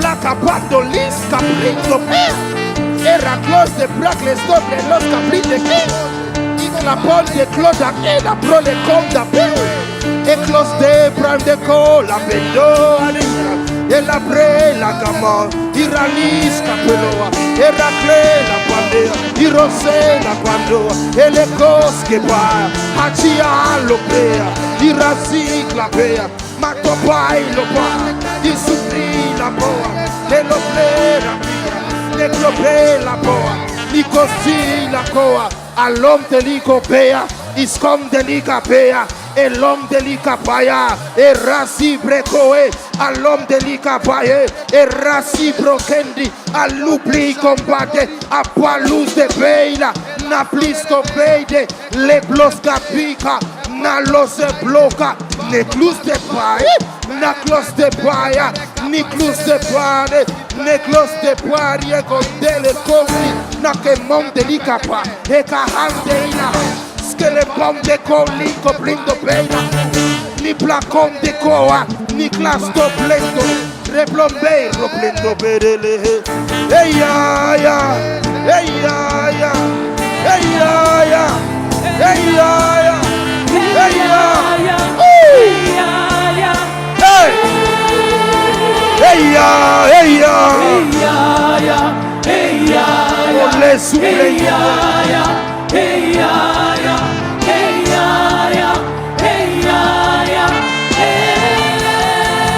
Eya, eya,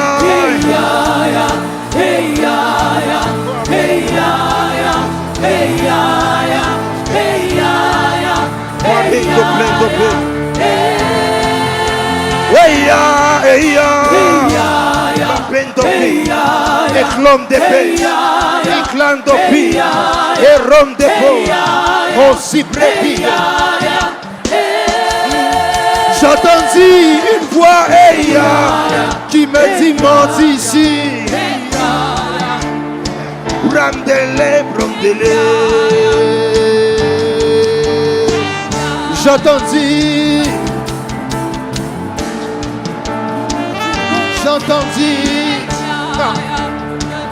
monte ici. Paris l'onglet de blom. Paris l'opem doblem darilo prelo kindo prendo. On prende pas de convaincre, on prende.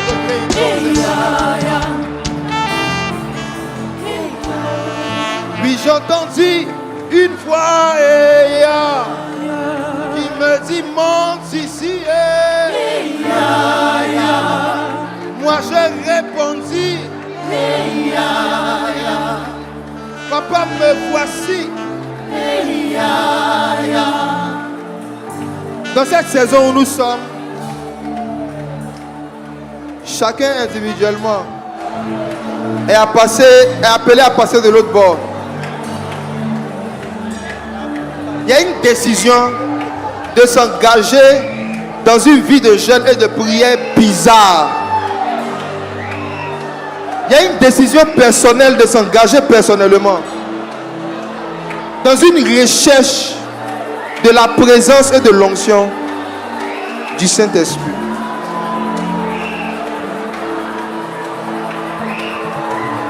Beaucoup d'entre nous, on est à un carrefour de notre vie chrétienne. Soit on va devenir extrêmement spirituel, soit nous allons devenir charnels. On ne peut plus être normaux. On est arrivé à un carrefour certain. On ne peut plus être moyen.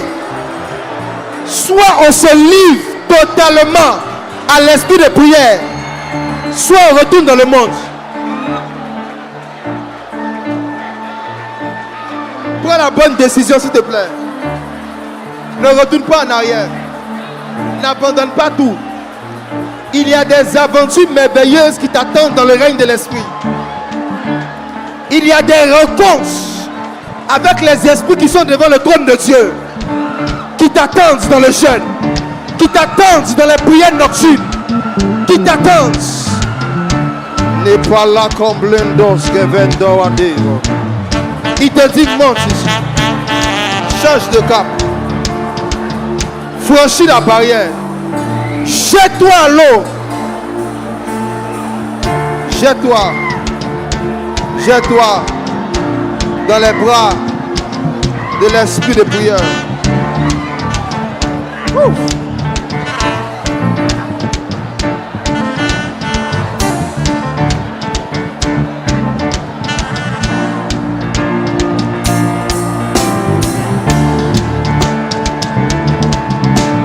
Laisse-toi emporter par l'esprit de prière.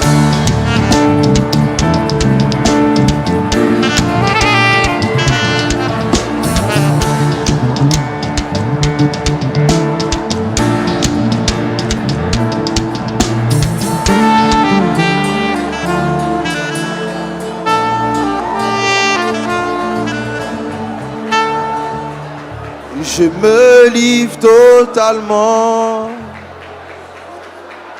Je t'appartiens. Je me livre totalement. Tu peux m'utiliser.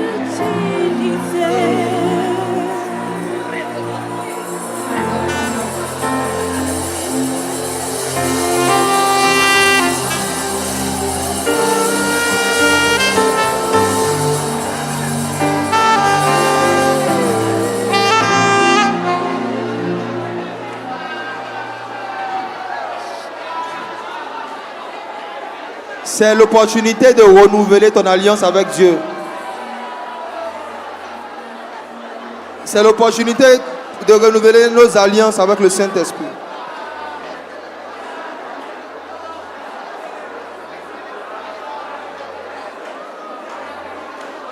Reviens à ton premier amour.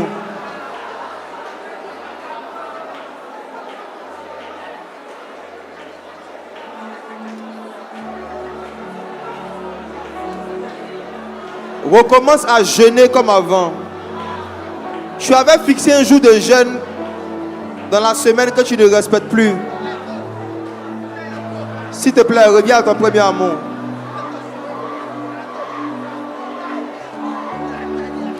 Tu avais dit à Dieu que tu allais faire des veillées seul avec lui pour méditer et prier.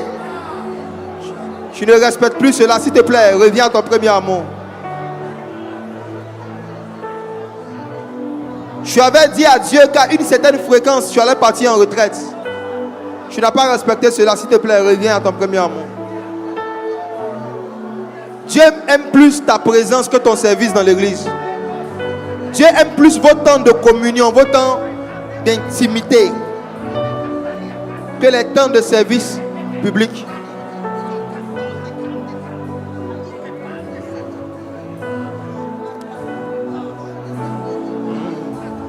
Je veux nager comme Ézéchiel. Saint-Esprit, nous venons pour renouveler ces relations avec toi desquelles nous sommes nous-mêmes sortis par nos agissements. Ne nous rejette pas, ne nous abandonne pas, aide-nous. Je prie pour quelqu'un qui revient encore vers toi ce soir pour dire: apprends-moi à prier. Empare-toi de cette personne. Envahis cette personne. Fais-lui goûter à la douceur de ton onction, profondeur de ton amour, les désirs du cœur de Dieu, la saveur de ta gloire, douceur de ton affection. Qui est tendre comme toi, ô Père éternel? Qui aime comme toi, qui sauve comme toi, qui délivre comme toi, qui restaure comme toi, qui enseigne comme toi. Je suis inondé.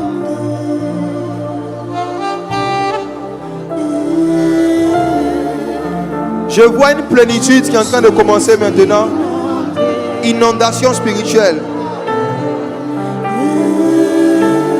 C'est l'onction qui va te donner la force de franchir la ligne que je n'arrive pas à franchir. C'est l'onction. L'onction. Je suis inondé. Inondé. Je suis inondé. Je suis inondé. Inondé. Je suis inondé.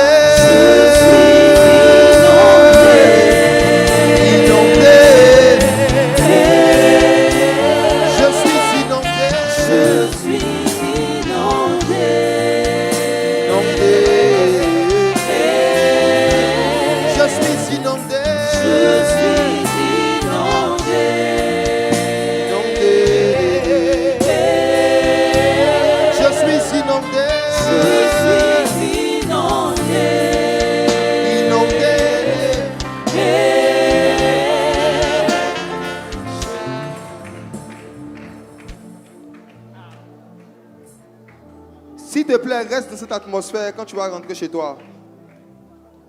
Cette nuit, reste dans l'adoration, dans la louange. Il y a une série de songes qui Il va commencer dans la vie de plusieurs d'entre vous à partir de ce soir jusqu'à la fin de l'année. Dieu va commencer à vous montrer la personne qui veut vous faire devenir.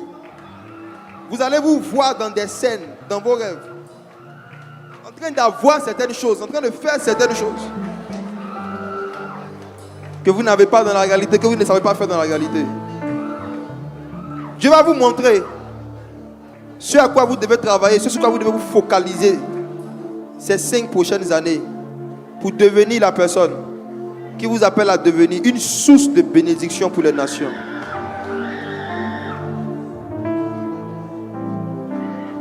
Merci Saint-Esprit. Merci Saint-Esprit. Est-ce que quelqu'un peut m'aider à ovationner le Saint-Esprit?